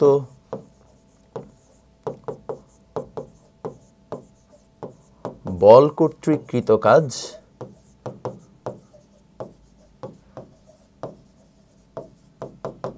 এখানে যে আমার অরিজিনালি বিভব শক্তি ছিল সেটা সম্পূর্ণটা সে কাজে রূপান্তরিত করেছে। তাহলে M G H plus X, ঠিক আছে, যতটুকু তার উচ্চতা ছিল তার সাথে এক্স হচ্ছে যে যোগ। তাহলে এম হচ্ছে আমাদের 30 কেজি, জি আমরা জানি 9.8, আর এইচ হচ্ছে আমাদের এখানে চলে আসবে কত, এইচ আমাদের আমরা এখানে অলরেডি জানি 21.8, আর এক্স হচ্ছে যে আমাদেরকে বের করতে হবে। আচ্ছা, এখন এটা কার সমান? প্রতিরোধকারী বল। তাহলে হচ্ছে যে প্রতিরোধকারী বল কর্তৃক কৃত কাজ, বল কর্তৃক কৃত কাজ, অর্থাৎ আমাদের যে বাধা দানকারী বলটা আছে সেই বলটা আমাদের উপর একটা কাজ করবে, that would be F into X. কারণ ও কিন্তু ততক্ষণ পর্যন্ত কাজ করতে পারছে যতক্ষণ হচ্ছে যে এই পেরেকটা ভিতরে ঢুকছে, সো ততক্ষণ পর্যন্ত ওর কাজ করার মানে ওর বল প্রয়োগ করার হচ্ছে উইন্ডো। তাহলে ওর বলটা আসবে কত, 1000 মানে 1030 কেজি ওয়েট। কেজি ওয়েট মানে যারা বুঝেন না, কেজি ওয়েট মানে হচ্ছে যে আপনি যদি এটাকে কাইন্ড অফ হচ্ছে যে 9.8 দিয়ে গুণ দেন তাহলেই হচ্ছে যে সেটা মানে কেজি ওয়েটে কনভার্ট হয়ে যায়, মানে সেটা মানে ওয়েট মানে বলে কনভার্ট হয়ে যায়, নিউটনে কনভার্ট হয়ে যায়। সো 9.8 ইন্টু হচ্ছে আমাদের এক্স কত, এক্স হচ্ছে আমাদের এই জায়গায় আমরা বলতে পারি হচ্ছে জাস্ট এক্সই থাকবে। সো এটা যদি চলে আসে তাহলে আমরা বলতে পারি দুটো অবশ্যই সমান। প্রশ্ন মতে এই দুটো যদি সমান হয় তাহলে আমরা বলতেই পারি যে 30 ইন্টু 9.8 ইন্টু আমাদের এখানে আছে 21.8 প্লাস এক্স, এখানে 1030 ইন্টু 9.8 ইন্টু এক্স, কাটাকাটি করে ফেলো, কাটাকাটি করে ফেললে আমাদের এখানে এক্স এর মান ফাইনালি চলে আসা উচিত কত আসবে, এক্স এর মান মোস্ট প্রবাবলি হচ্ছে যে তোমার 0.654 মিটার আসবে, অর্থাৎ এতটুকু পর্যন্ত সে কাদাতে প্রবেশ করবে। ঠিক আছে, তাহলে আমরা আই গেস খুব সহজে হচ্ছে যে এই ম্যাথটাকেও সলভ করা শিখতে পারলাম যে কিভাবে আমরা চাইলে কাদার মধ্যে কতদূর ঢুকবে সেটা নিয়ে আরেকটা ব্যাখ্যা দিতে পারি। পরটাতে চলে আসি, তারপরে বলা হচ্ছে 10 কেজি ভর বিশিষ্ট একটি বন্দুক হতে গুলি ছুড়লে গুলিটি এত বেগে নির্গত হয়, গুলির ভর এত হলে গুলি ও বন্দুকের গতিশক্তি নির্ণয় করো। গতিশক্তি নির্ণয় করতে বলছে। আচ্ছা, তাহলে আগে আমাদের বের করতে হবে হচ্ছে গতিশক্তি নির্ণয় করার আগে আমাদের হচ্ছে যে বের করা দরকার যে হচ্ছে যে ওটাকে কি বলে, ভরবেগের সংরক্ষণ সূত্র থেকে হচ্ছে যে বেগটা কত, যেটা আমরা আগের চ্যাপ্টার অলরেডি পড়েছি নিউটনের বলবিদ্যায়, যে যেরকম যদি বন্দুক থাকে একটা সিস্টেম থেকে যখন দুইটা সিস্টেম ক্রিয়েট হয়, যেমন একটা বন্দুক থেকে একটা গুলি বের হয়ে যাচ্ছে, তখন ওই দুইটা সিস্টেমের মধ্যে ভরবেগের মধ্যে একটা সংরক্ষণ ঘটবে। তাহলে যদি আমাদের একটা বন্দুক থাকে, এই আমাদের বন্দুক, এই বন্দুকটার ভর হচ্ছে 10 কেজি,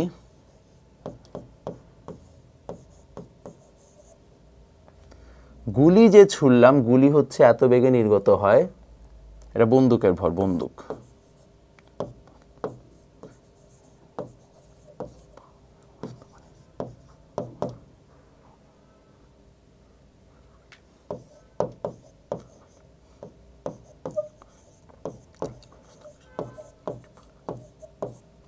গুলি এখন বলা হচ্ছে যে আমাদের গুলিটা ছুড়লাম হচ্ছে আমার বন্দুক, গুলিটি ছুড়লে গুলিটি এত বেগে যায়, তো গুলির বেগ দেওয়া আছে 0.8 মিটার পার সেকেন্ড। গুলির ভর এত হলে গুলি ও বন্দুকের গতিশক্তি নির্ণয় করো। সো কীভাবে গতিশক্তি বের করা যায়? আমরা জানি ভরবেগের সংরক্ষণ সূত্র থেকে প্রথমে দুইটাই স্থির ছিল, পরে একটা হচ্ছে তোমার m1 v1 হয়েছে আর একটা m2 v2 হয়েছে, এবং আমরা জানি দুটোর হচ্ছে যে দুই সাইডে, তাহলে m1 v1, আচ্ছা আমি দুই সাইডে ধরা দরকার নেই, টেকনিক্যালি একটা মাইনাস চলে আসবে, সো তখন সেটা পশ্চাৎ বেগ বোঝাবে, ওটা নিয়ে শুও না। m1 হচ্ছে 10 আর v1 বের করতে চাচ্ছি আমরা, m2 হচ্ছে আমাদের এখানে 0.04 ইন্টু হচ্ছে 0.8, তাহলে দেখো আমাদের v1 চলে আসছে -0.04 ইন্টু 0.8 বাই হচ্ছে 10। এত মিটার পার সেকেন্ড হচ্ছে আমার কার ভেলোসিটি, বন্দুকটার পশ্চাৎ বেগ বা পিছনের দিকে ভেলোসিটি। তাহলে এখন আমরা যদি বলি যে তাহলে বন্দুকের গতিশক্তি কত, বন্দুকের গতিশক্তি বের করার জন্য EK1 half m1v1 square. So half তো হাফ, m1 হচ্ছে আমাদের এখানে 10 কেজি, এবং v1 যদি আমরা খেয়াল করে দেখি, v1 তো মাত্রই বের হলো এখান থেকে। আমি একটু দেখে নিই অ্যান্সার কত দেওয়া আছে v1 এর। v1 আসার কথা, আচ্ছা v1 আমি আর এখানে বের করছি না, আচ্ছা v1 আসছে। v1 হচ্ছে আমাদের এখানে -3.2 ইন্টু 10⁻³ মিটার পার সেকেন্ড, এটা অ্যান্সার ছিল। তাহলে এটা বসাই দিই এখানে,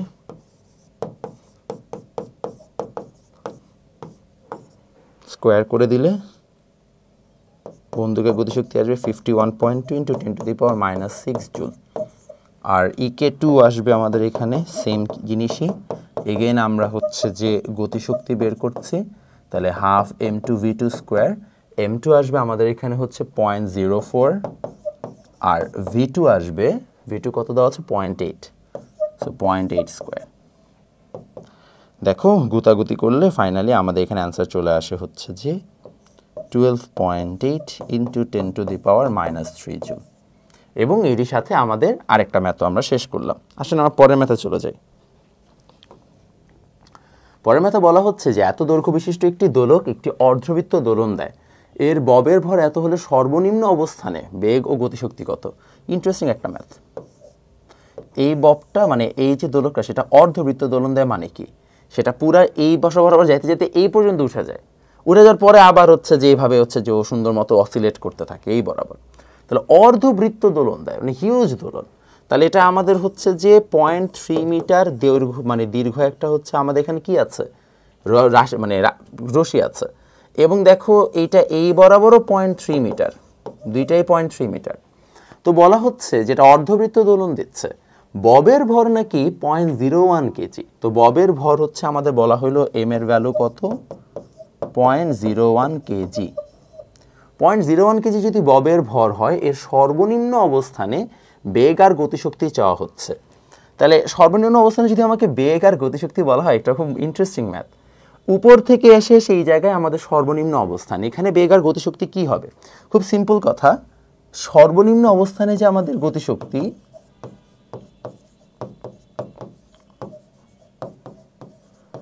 অবস্থানে গতিশক্তি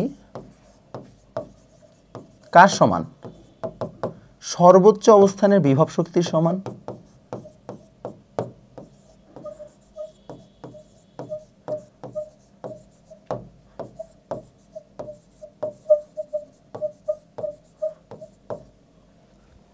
অর্থাৎ এখানে আমাদের যে বিভব শক্তিটা আছে সেটাই এখানে এসে সর্বনিম্ন গতিশক্তিতে কনভার্ট হয়।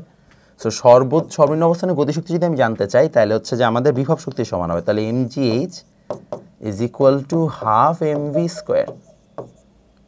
সেখান থেকে আমরা বলতেই পারি যে আমাদের ভি স্কোয়ার, তাহলে হচ্ছে আগে আমরা একটা কাজ করে আগে আমরা হচ্ছে যে বিভব শক্তিটা বের করে নিই। বিভব শক্তি আমাদের আসবে 0.3 মিটার দৈর্ঘ্য। তাহলে এটা যদি 0.3 মিটার দৈর্ঘ্য হয়, তাহলে এই বরাবরও 0.3 মিটার দৈর্ঘ্য, অফকোর্স, বিকজ এটা মানে একটা হচ্ছে অর্ধবৃত্ত অবস্থায় আছে, তাহলে সব দিকে ব্যাসার্ধ সমান। তাহলে আমরা বলতেই পারি 0.3 9.8, ববের ভর 0.01। দেখো তো বাচ্চারা, তাহলে আমাদের এই জায়গায় এত জুল অ্যান্সার চলে আসে।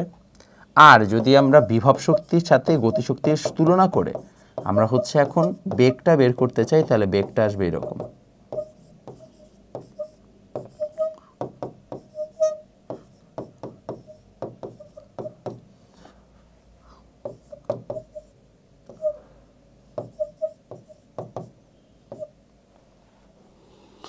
এইভাবে আমরা খুব সুন্দর মতো হচ্ছে যে তাহলে কি করতে পারি, বেগটা বের করে নিতে পারি আর গতিশক্তিটাও বের করে নিতে পারি। তাহলে আশা করি কারো এই ম্যাথে হচ্ছে কোনো ধরনের সমস্যার কথা না। তারপরে বলা হচ্ছে একটা হালকা ও ভারী বস্তুর ভরবেগ একই হলে কোনটির গতিশক্তি বেশি হবে। আচ্ছা চলো, হালকা বস্তুটার জন্য আমরা ধরি এটা m1, ভারী বস্তুর জন্য ধরি আমরা এটা m2, এটা v1, এটা v2। বলাই হচ্ছে যে m1 v1 is equal to m2 v2 by default, যদিও m1 is less than m2। তাহলে কোনটির গতিশক্তি বেশি হবে? আচ্ছা, গতিশক্তি যদি বেশি হতে হয় আমরা জানি EK1 by ek2 is equal to half m1 v1 square half m2 v2 square। দেখো তো আমরা চাইলে m1 v1 whole square by হচ্ছে যেখানে m2 v2 হোল স্কোয়ার উপরে হচ্ছে m2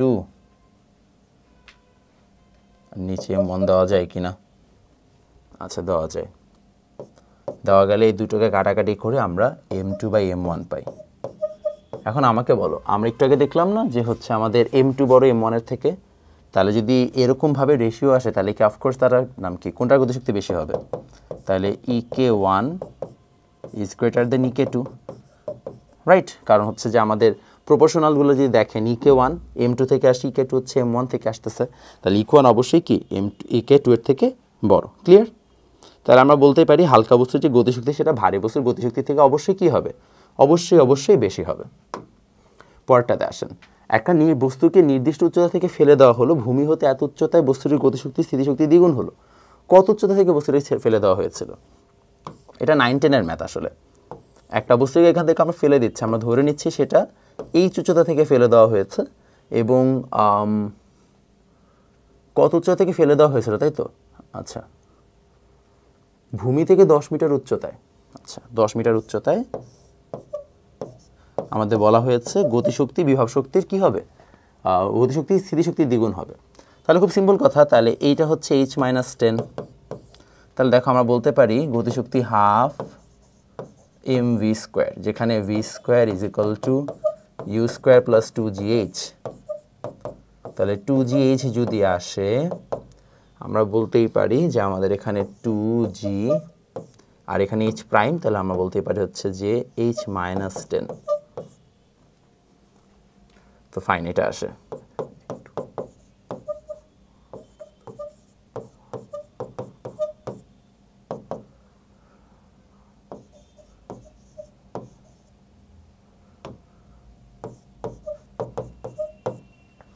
আচ্ছা, এখানে আসলো।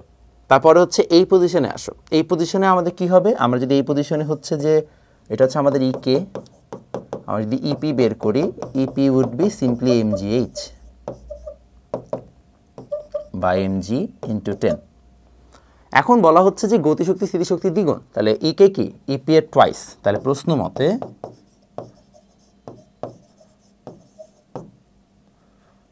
ek is equal to twice of ep।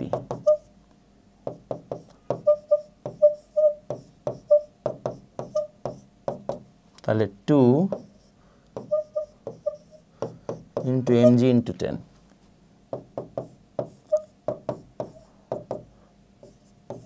অর্থাৎ h এর ভ্যালু হচ্ছে 30। বাস দেখো খুব সুন্দরভাবে আমাদের তাহলে আরেকটা কোয়েশ্চেনের অ্যান্সারও ডান, যে আমাদের টোটাল হাইট হচ্ছে 30 মিটার হবে। তারপরে বলা হচ্ছে 10 কেজি ভরের একটি বস্তুকে 5 মিটার উচ্চতা থেকে ফেলে দেওয়া হলে এবং বস্তুকে একটি পেরেকের উপরে গিয়ে পড়লে পেরেকটি তীক্ষ্ণ প্রান্ত মাটির সাথে সম্পর্কযুক্ত ছিল, মাটির গড় প্রতিরোধ বল এত হলে পেরেকটি মাটির ভিতরে কতখানি প্রবেশ করবে। এটা যেহেতু আমি আগে সিমিলার ম্যাথ একটু আগে আমরা করেছি, তাই আশা করি তোমরা এই ম্যাথটা নিজেরা পারবা। তো আমি ম্যাথটার অ্যান্সার লিখে দিচ্ছি। আমরা একটু আগে দেখলাম না যে পেরেকের ক্ষেত্রে কি হয়, দেখিয়েছিলাম তোমাদেরকে একটু আগে, জাস্ট আমরা কিছুক্ষণ আগে ম্যাথটা করলাম, যে এটা এক্স ডিস্টেন্স ভিতরে ঢুকে গেল আর এটা এইচ উচ্চতা কাভার করলো। তাহলে হচ্ছে আমাদের এমজি অর্থাৎ যতটুকু ও বল প্রয়োগ করে ভিতরে ঢুকলো সেটার জন্য হচ্ছে যে কতটুকু কাজ হয়েছে ইজ ইকুয়াল টু হচ্ছে আমাদের এফ এক্স তথা বাধাদানকারী বল। তো এখান থেকে আমাদের ম্যাথটা সলভ করতে হবে। সো এটা 10 কেজি 9.8 5 প্লাস এক্স, এটা হচ্ছে 49490, আর এক্স হচ্ছে কত, এক্স আমাকে বের করতে হবে। এখান থেকে তুমি যা সলভ করে এক্সের মানটা বের করবা, তাহলে তোমার কাজ ডান। টু বি অনেস্ট এখানে এক্সের মানটা ইজি আসবে, জানি না, আমি এর আলাদা করে দিচ্ছি না, এটা খুবই সহজ একটা ম্যাথ, এন্ড আই এক্সপেক্ট যে তোমরা এটা ইজিলি পারবা। এটার পরে বলা হচ্ছে একটি সরল দোলকের হচ্ছে যে দোলন গতির ব্যাপারে বলা হচ্ছে যে এটি হচ্ছে যে সুতার দৈর্ঘ্য 2 মিটার এবং দোলক পিণ্ডের ভর এত। এই দোলক পিণ্ডকে স্বাভাবিক অবস্থান হতে 30 ডিগ্রি কোণে টানা হলো, বিভব শক্তির পরিবর্তন কত হবে? আচ্ছা, আগে আমরা নর্মালি দোলকের কনসেপ্টটা একটু বুঝে নিই, তারপরে আমরা ম্যাথটায় যাচ্ছি। যখন একটা দোলককে টেনে এই জায়গায় নেওয়া হয়, সে একটা নির্দিষ্ট পরিমাণ থেটা ডিস্টেন্স কভার করে। যখনই থিটা ডিস্টেন্স কাভার করে, থিটা ডিস্টেন্স কাভার করার কারণে তার দ্বিধার মধ্যে একটা গতিশক্তি এবং বিভব শক্তি হচ্ছে তার মধ্যে সঞ্চিত হয়। তো বলা হচ্ছে 2 মিটার দৈর্ঘ্য এবং দোলকপিণ্ডের ভর হচ্ছে প্রায় 0.5 কেজি, স্বাভাবিক অবস্থায় 30 ডিগ্রি কোণে নেওয়া হয়েছে। তবে একটু মনোযোগ দেন, 30 ডিগ্রি কোণে যদি নেওয়া হয় তাহলে তার এতটুকু হচ্ছে যে উচ্চতায় সে আসছে ফ্রম ইটস অরিজিনাল পজিশন, তাহলে এই উচ্চতার কারণে তার মধ্যে একটা বিভব শক্তি অর্জন হবে mgh। তো আমরা একটা কাজ করি, আমরা একটু বোঝার চেষ্টা করি যে সে এখান থেকে এই জায়গায় আসছে। সো আমরা ধরে নিলাম যে তার টোটাল সুতার দৈর্ঘ্য ছিল 2 মিটার। এখন সে যখন এই জায়গায় আসছে তখন কিন্তু এই সুতার দৈর্ঘ্য এখনও 2 মিটারই আছে, কিন্তু এতটুকু ডিস্টেন্স সে কি এইচ কাভার করে ফেলেছে। তাহলে আমার জানা লাগবে কতটুকু আসলে হচ্ছে যে এই এইচ ডিস্টেন্সটুকু, এটা বের করা লাগবে, যে কারণ সে এতটুকু হচ্ছে উচ্চতায় উঠেছে, এটার জন্য তার মধ্যে একটা বিভব শক্তি এসেছে। তো সেটা বের করা খুবই সহজ। আমি জাস্ট এই ত্রিভুজটার কথা চিন্তা করি, এটা এ বি সি ধরি। এই এ বি সি ত্রিভুজে আমাদের টেকনিক্যালি দরকার হচ্ছে যে এই এ বি এর মানটা, এ বি এর মান কীভাবে বের করবো? আমরা জানি না যে A B is equal to A C cos theta, right? A C cos theta, A C cos theta হচ্ছে এ বি। তো এ সি কস থিটা হলে তো খুবই সোজা, A B is equal to 2 cos 30 degree. এখন আমাদের লাগবে কি? বিডি। তাহলে আমরা জানি BD is equal to AD minus AB. এখন দেখো তো এই টোটাল এ নাম কি, এডি এর ভ্যালু কত? 2, আর এবি এর ভ্যালু কত? 2 এত। তাহলে 2কে কমন নিলে চলে আসে 1 মাইনাস cos 30 ডিগ্রি। বাস, তাহলে আমার এই ডিস্টেন্স পাওয়া গেলে এটাই তো এইচ। তাহলে আমরা বলতেই পারি, যদি আমাকে জিজ্ঞেস করা হয় যে বিভব শক্তির পরিবর্তন কত, তাহলে খুবই সিম্পল কাজ, mgh বের করব।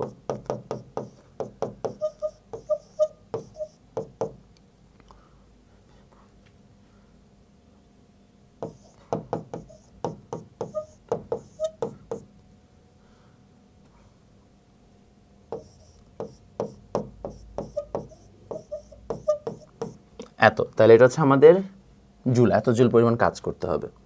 স্বাভাবিক অবস্থান হতে 30 ডিগ্রি সরাতে কৃত কাজ কত? স্বাভাবিক অবস্থান হতে 30 ডিগ্রি সরাতে কৃত কাজ হচ্ছে যে কোয়াইট সিম্পল, তোমার বিভব শক্তির পরিবর্তন যত হবে ততটুকুই তোমার কৃত কাজ। সো সেম, কারণ ওই কাজটুকু করে তুমি বিভব শক্তি তাকে দিয়েছ। সর্বনিম্ন বিন্দু অতিক্রম করা মানে অতিক্রমকালে গতিশক্তি কত হবে? এটাও সেম, তুমি ওই পরিমাণ বিভব শক্তিটাকে খরচ করেই এই বরাবর যাবা, তাহলে তোমার গতিশক্তিটা এক্স্যাক্টলি সেম অ্যামাউন্টেরই আসবে। এই হচ্ছে আমাদের টোটাল তাহলে অ্যান্সার। যদি আমাদের অ্যান্সার শেষ হয়ে থাকে, আমরা এখন নেক্সট ভিডিওতে ক্ষমতা সংক্রান্ত সমস্যাগুলি পড়ব। লাস্ট টপিক ক্ষমতা সংক্রান্ত সমস্যাবলী। চলো ক্ষমতা সংক্রান্ত সমস্যাবলী আমরা একটু দেখার চেষ্টা করি। বলা হচ্ছে 1000 কেজি ভরের একটি গাড়ি অনুভূমিক রাস্তা বরাবর প্রায় 10 মিটার পার সেকেন্ড ধ্রুব বেগে চলছে। রাস্তার ঘর্ষণজনিত বল এত হলে গাড়ির ইঞ্জিনের ক্ষমতা কত? গাড়ির ইঞ্জিনের ক্ষমতা এত হলে গাড়িটি কত দ্রুতিতে চলতো? আচ্ছা, আমরা আগে বোঝার চেষ্টা করি হচ্ছে যে গাড়িটা যদি 1000 কেজি ভরের হয় এবং সে রাস্তা বরাবর এত ধ্রুব বেগে চলে, তাহলে ঘর্ষণজনিত বল এত হলে কি কি করতে হবে?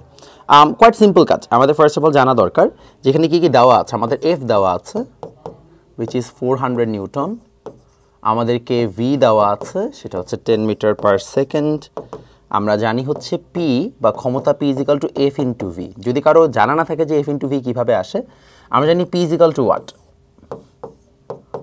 W by T, right? আমরা জানি ডাব্লিউ মানে এফ এস বাই টি।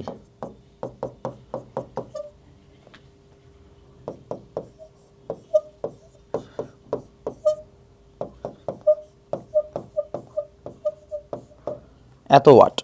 যদি এত ওয়াট আসে তাহলে আমাকে বলা হচ্ছে যে আমাদের এই জায়গায় গাড়ির ইঞ্জিনের ক্ষমতা কত, আর ইঞ্জিনের ক্ষমতা এত হলে গাড়িটি কত দ্রুতিতে চলে। তো ফার্স্ট অফ অল আমরা তো ইঞ্জিনের ক্ষমতা বের করতেই পারলাম, বাট আমাদের এখানে আরেকটা হচ্ছে যে বড় ধরনের বসে কত দ্রুতিতে চলতো যদি গাড়ির ইঞ্জিনের ক্ষমতা এত হইতো।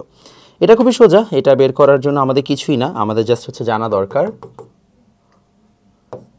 পি ইজ ইকুয়াল টু যদি আমাদের F1 V1 হইতো, এফ ভি, ইঞ্জিনের ক্ষমতা 6000 হলে ফোর্স হচ্ছে 400, তাহলে তখন ভেলোসিটি যা আসার তাই আসতো। একদম সোজা ম্যাথ, মানে এটা জাস্ট হচ্ছে ফর্মুলার ডিরেক্ট অ্যাপ্লিকেশনের ম্যাথ। তারপর বলা হচ্ছে ভূপৃষ্ঠে এত মিটার নিচ হতে পাম্পের সাহায্যে প্রতি মিনিটে এত পানি উঠানো হয়। যদি পানি বাইরে আসার বেগ এত হয় তবে পাম্পের ক্ষমতা কত? আচ্ছা, পাম্পের ক্ষমতা কত সেটা বের করতে হবে। পাম্পের ক্ষমতা যদি বের করতে হয় এই জায়গায় বেশ কিছু ঝামেলা আছে। বেশ কিছু ঝামেলার মধ্যে আমাদের প্রথমে জানতে হবে যে এই জায়গায় কী কী জিনিসপত্র দেওয়া আছে। ফার্স্ট অফ অল 20 মিটার নিচে দেওয়া আছে। 20 মিটার নিচে থেকে যখন পানি চলে আসছে ওঠানো হচ্ছে আমাদের কত 600 কেজি পানি। আচ্ছা, এই জায়গায় আমাদের এখনও কুয়ার কথা বলে নাই। কুয়ার কথা না বললে আমরা নর্মালি ম্যাথটা করছে। আর যখনই কুয়ার কনসেপ্টটা বলবে যেখানে ভরকেন্দ্রের সরণের কথা আসবে তখন আমরা আলাদাভাবে করব। আপাতত দেখেন আমাদের যদি এরকম একটা পানির একটা হচ্ছে যেরকম জিনিস থাকে ভূপৃষ্ঠের নিচে এত মিটার পাম্প, তো যেটা হচ্ছে ভূপৃষ্ঠে যখন আমি 20 মিটার নিচে বলছি যদি কুয়ার উল্লেখ না থাকে মানে হচ্ছে আমরা ধরে নিচ্ছি পানিটা একই সারফেসে আছে। ইটস লাইক ভূপৃষ্ঠে 20 মিটার নিচে পানিটা এই সেম সারফেসে আছে। কুয়ার ক্ষেত্রে কিন্তু পানিটা এরকম বরাবর একটা থাকে, রাইট, যে পুরো অংশ জুড়ে পানি থাকে। আর এখানে হচ্ছে আমরা ধরে নিচ্ছি ভূপৃষ্ঠের এই লেয়ারেই পানি আছে। এই জন্য আমরা এখানে নর্মাল সিস্টেমে ম্যাথ করব। তাহলে পানিটাকে এইখান থেকে এই জায়গায় উঠাতে পানির মধ্যে একটা মানে বিভব শক্তি অর্জন হবে। সেই বিভব শক্তি হচ্ছে mgh। আনার পরে তাকে আমরা একটা গতিশক্তি দিয়ে বাইরে ফেলবো। তাহলে এখানে এক্সট্রা একটা গতিশক্তি অর্জন হবে। তাহলে আমরা বলতে পারি এই জায়গায় টোটাল যে মানে আমাদের শক্তি বা টোটাল যে আমাদের ক্ষমতা, সেই ক্ষমতা ইজ ইকুয়াল টু আমরা জানি W/T। আর ডাব্লিউটা হবে mgh অর্থাৎ বিভব শক্তি প্লাস গতিশক্তি তাকে সময় দ্বারা ভাগ করো। তাহলে আমাদের বিভব শক্তি কত? বিভব শক্তি আসবে হচ্ছে যে 600 9.8 × 20 আর হাফ mv স্কোয়ারের ক্ষেত্রে আসবে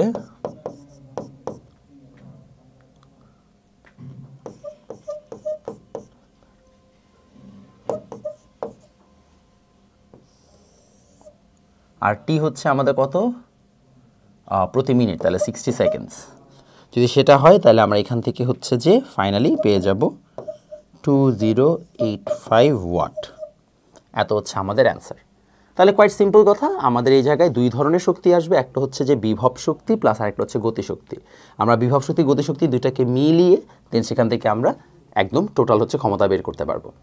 এরপর আসে একটি পানিপূর্ণ কুয়ার গভীরতা বলা হচ্ছে 12 মিটার এবং ব্যাস আছে এত মিটার। একটি পাম্প যদি 24 মিনিটে কুয়াটিকে পানি শূন্য করতে পারে পাম্পটির অশ্বক্ষমতা কত? আমরা জানি 1 horse power is equal to 746 watt. So that's okay, আমরা হর্স পাওয়ারটা জানি।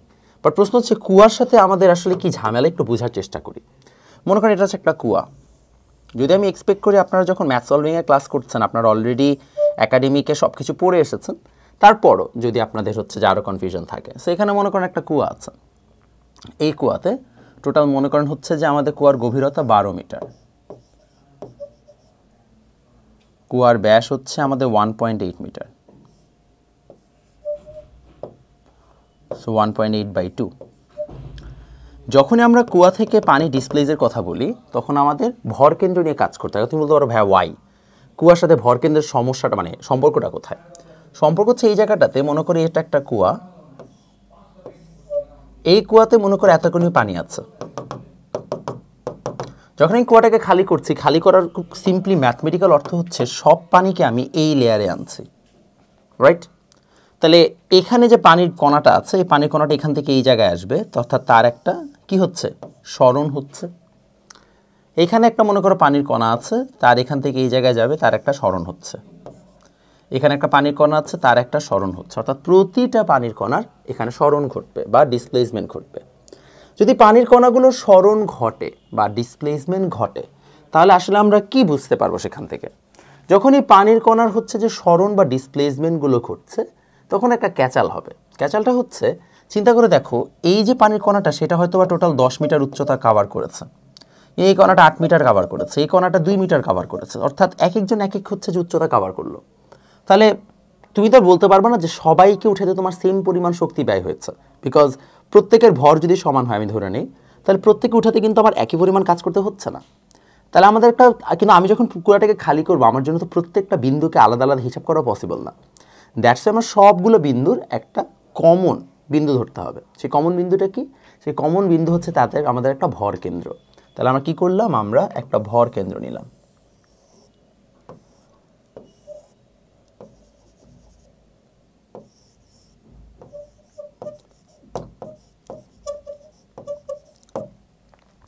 এই যে ভর কেন্দ্র, এই ভর কেন্দ্রটার মূলত সরণ হইতে হবে। ভর কেন্দ্র যে জেনারেলি কোথায় হয়? জেনারেলি হয় হচ্ছে একদম মিড পয়েন্টে। কেন ভর কেন্দ্র সরণ নিয়ে কাজ করব সেটাও বুঝাইতে পারি। মনে করো একটা বিন্দু আছে এখানে 5 মিটারে,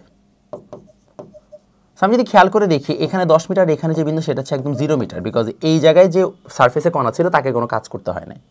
সো 10 মিটার আর 0 মিটার যদি তুমি mgh বের করো, mg10 এটা হচ্ছে mg0,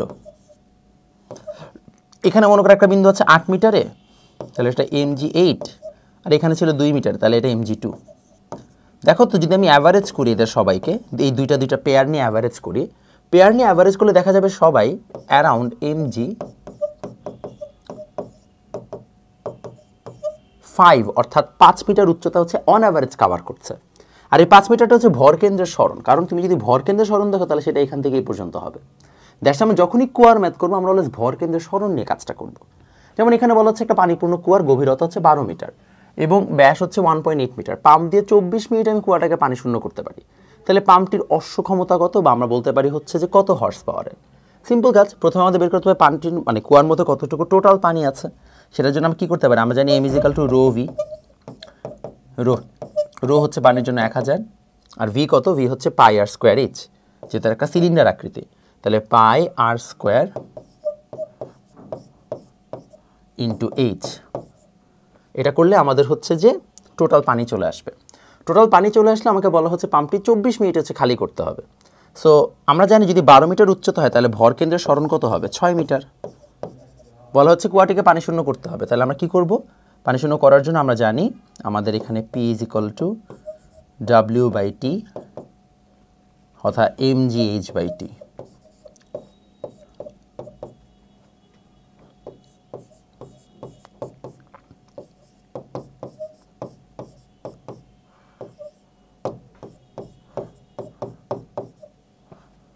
ইন্টু 9.8 ইন্টু 5 কি 5 হচ্ছে আমাদের, সরি 5 না 6 কেন, কারণ আমাদের ভরকেন্দ্রের সরণ হচ্ছে 6, ঠিক আছে।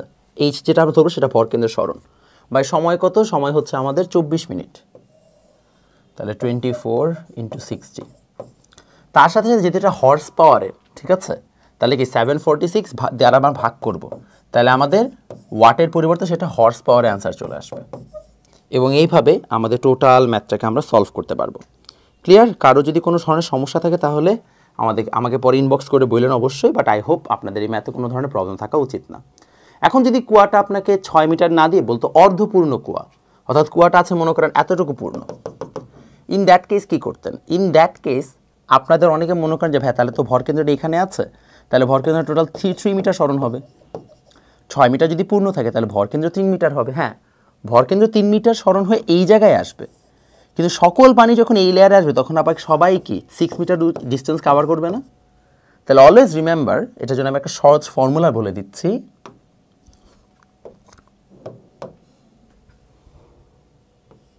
H' =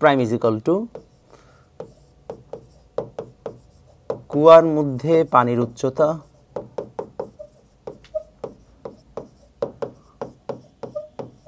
বাই 2 প্লাস ফাঁকা স্থানের হাইট, অর্থাৎ সেটা কুয়ার হাইট হোক, মানে কুয়ার মধ্যে ফাঁকা থাকুক অথবা কুয়ার বাইরে ফাঁকা থাকুক, যেখানে ফাঁকা থাকুক সেটার হাইটটা নিয়ে কাজ করতে হবে। আচ্ছা, এখন বলা হচ্ছে কোনো কুয়া থেকে 20 মিটার উপর পানি তোলার জন্য এত কিলোওয়াটের একটি পাম্প ব্যবহার করা হচ্ছে, পাম্পের দক্ষতা এত হলে প্রতি মিনিটে কত লিটার পানি তোলা যাবে? এটা তো সোজা। আমরা সবাই জানি P = W/T।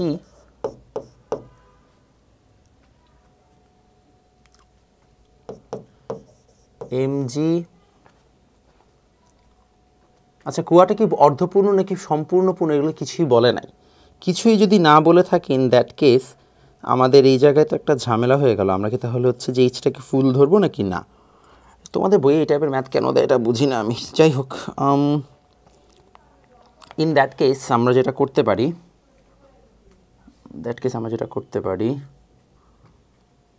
mgh আছে তো। আচ্ছা, যদি আমাকে কখনো উল্লেখ না করে কুয়াটি কি অর্ধপূর্ণ নাকি সম্পূর্ণ, ইন দ্যাট কেস আমরা নর্মাল এইচ দিয়ে ম্যাথ করবো, ঠিক আছে? কারণ এখানে আমাদের স্পেসিফিকেশন দেয় না, স্পেসিফিকেশন না দিলে আমরা নর্মাল এইচ দিয়ে ম্যাথ করবো, কারণ কুয়া থেকে কীভাবে কি পানি তুলছে এটা কেউ জানে না। তাহলে mgh বাই হচ্ছে যে টি, এবং পাম্পের দক্ষতা বলেছে 88.2%, তাহলে হচ্ছে যে আমরা এটা হচ্ছে যে ইটা ইন্টু পি দিব, বিকজ অ্যাকচুয়ালি এতটুকু ওয়াটের কাজ করে নাই, সে কাজ করছে 88.2%। তাহলে 88.2 by 100 into 6 kilowatt mgh, so 29.8 আমাকে এমটা বের করতে হবে, কারণ আমরা জানি পার হচ্ছে যে আমাদের কি 1 কেজি পানির ভর হচ্ছে 1 লিটার, সো টেকনিক্যালি সমস্যা হবে না।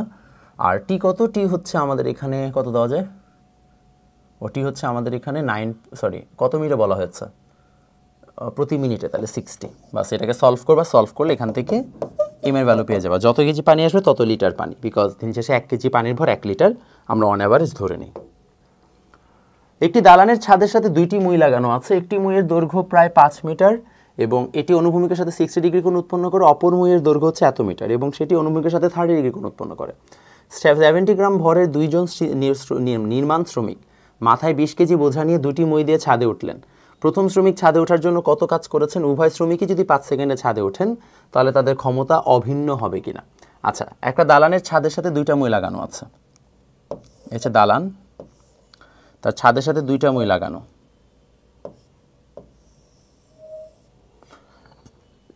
আচ্ছা, 2টা মই লাগানো আছে। একটা মইয়ের দৈর্ঘ্য হচ্ছে 5 মিটার এবং এটি অনুভূমিকের সাথে 60 ডিগ্রি কোণ উৎপন্ন করে।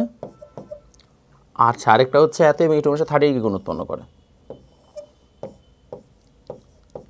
ঠিক আছে, তো বলা হচ্ছে 70 কেজি ভরের 2 জন নির্মাণ শ্রমিক এত বোঝা নিয়ে 2টি মই নিয়ে ছাদে উঠলেন। প্রথম শ্রমিক ছাদে ওঠার জন্য কত কাজ করেছেন? তো আমরা সবাই জানি আসলে দিন শেষে হচ্ছে যে কত হয়, আমাদের এই জায়গায় যখন হচ্ছে যে ছাদে উঠবে তাহলে আমাদের ব্যক্তি এখানে ছিল, এখান থেকে এই পজিশনে উঠতেছে, রাইট?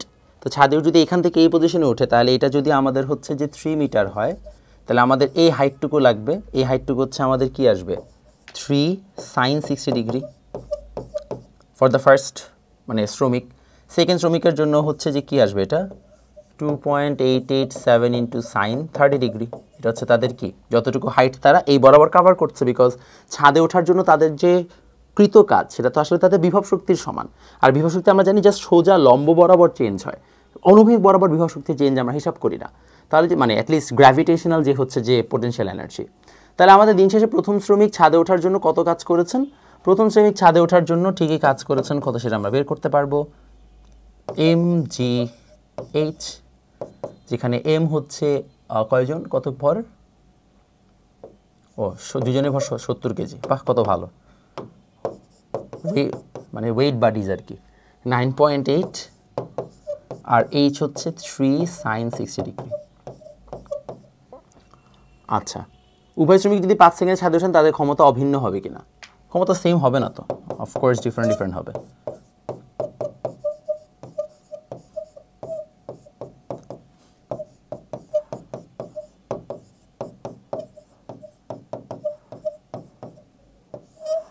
টিটা আসবে কত? টি হচ্ছে আমাদের এখানে বলা হচ্ছে 5 সেকেন্ড, সো এটা 5 দিয়ে ভাগ করো তাহলে এত ওয়াট। আর এখানে P2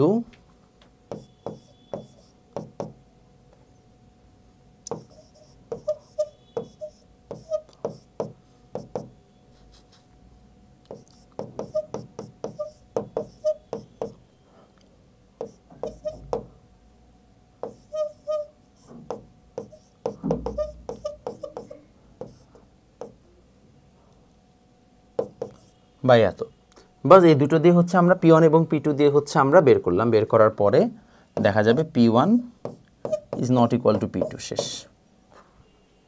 বাস, তাহলে আমাদের ম্যাথ এখানে ডান। আচ্ছা, এখানে মনে হয় 60 ডিগ্রি লিখেছে ভুলে, 30 ডিগ্রি হবে।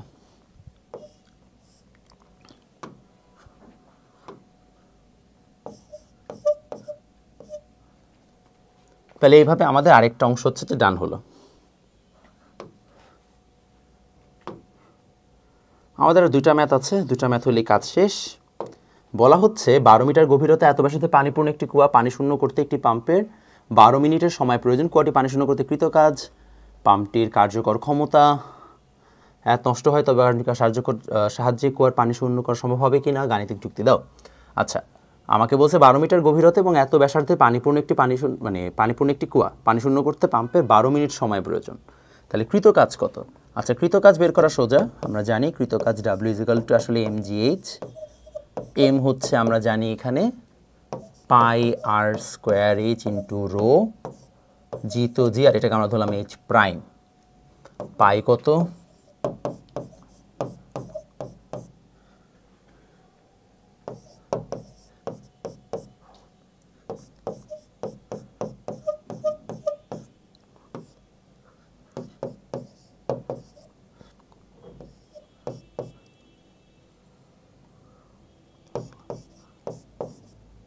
দেখো এটা হচ্ছে আমাদের এত জুল।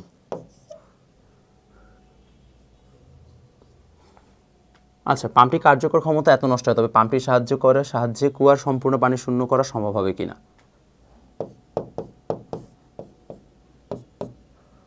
পাম্পটি কার্যকর ক্ষমতা 40% নষ্ট হবে।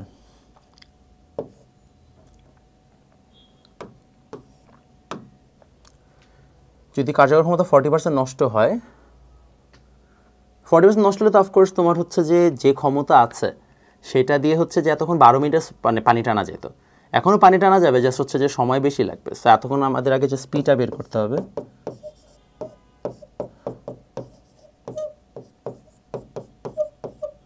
এখন দিতে হবে এইটার তুলনায় যদি হচ্ছে যে আমার মানে ক্ষমতা নষ্ট হয়, এটা তোমরা নিজেরাই করে নিবা।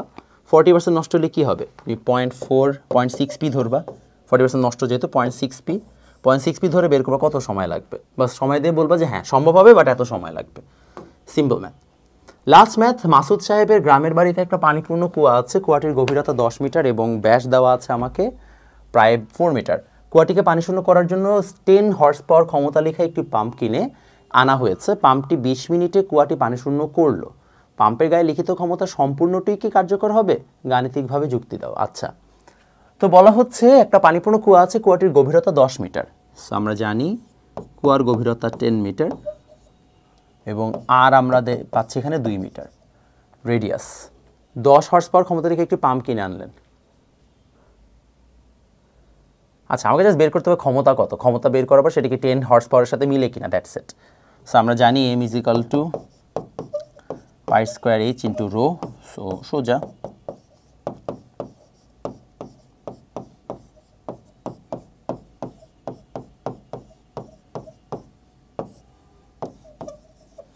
এত কেজি। যদি আমাদের এত কেজি হচ্ছে যে পানির ভর হয়, এখন বলা হচ্ছে যে আমাদের এখানে পাম্পটা 20 মিনিটে পানি শূন্য করলো। তো 20 মিনিটে পানি শূন্য করলে পাম্পটি, যদি আমাকে বলা হয় যে পাম্পটি আমি 20 মিনিটে পানি শূন্য করেছি, ইন দ্যাট কেস আমি বলতেই পারি যে W = 20 মিনিটে, তাই না, 20 মিনিটে পানি শূন্য করলাম। আচ্ছা, সো W = mgh'। আমি জানি না m কত আসবে, সেটা বের করে নিতে হবে। 9.8। h' হচ্ছে যেহেতু 10 মিটার গভীর ছিল এবং পানি পূর্ণ ছিল, সো 10/2। তাহলে আমাদের ভর কেন্দ্রের সরণটা পেয়ে গেলাম। এখন আমাদেরকে ক্ষমতা বের করতে হবে যে P = W/T। সেটা কত মিনিটে, 20 মিনিট। এবং এটা যা আসবে সেটা তো অফকোর্স জুলে আসবে, সেটাকে হর্স পাওয়ারে নেওয়ার জন্য এইরকম।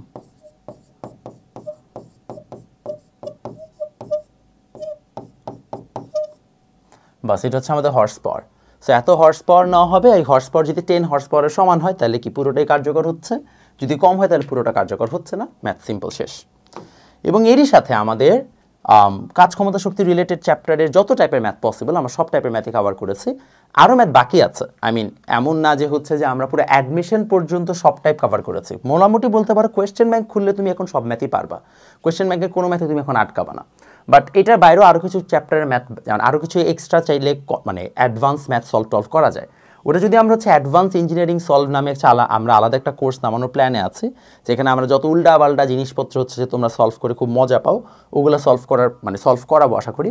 বাট তার আগ পর্যন্ত আই গেস এতটুকু হচ্ছে তোমাদের এইচএসসি পর্যন্ত যথেষ্ট বা মোর দেন ইনাফ। সো এইচএসসি পর্যন্ত যদি তুমি অ্যাটলিস্ট এই কটা ম্যাথ সলভ করে ফেলতে পারো, যেটা তোমাদেরকে ভাইয়া করিয়ে দিলাম, তাহলে তোমাদের কিন্তু এই চ্যাপ্টারটা পুরোপুরি কমপ্লিট।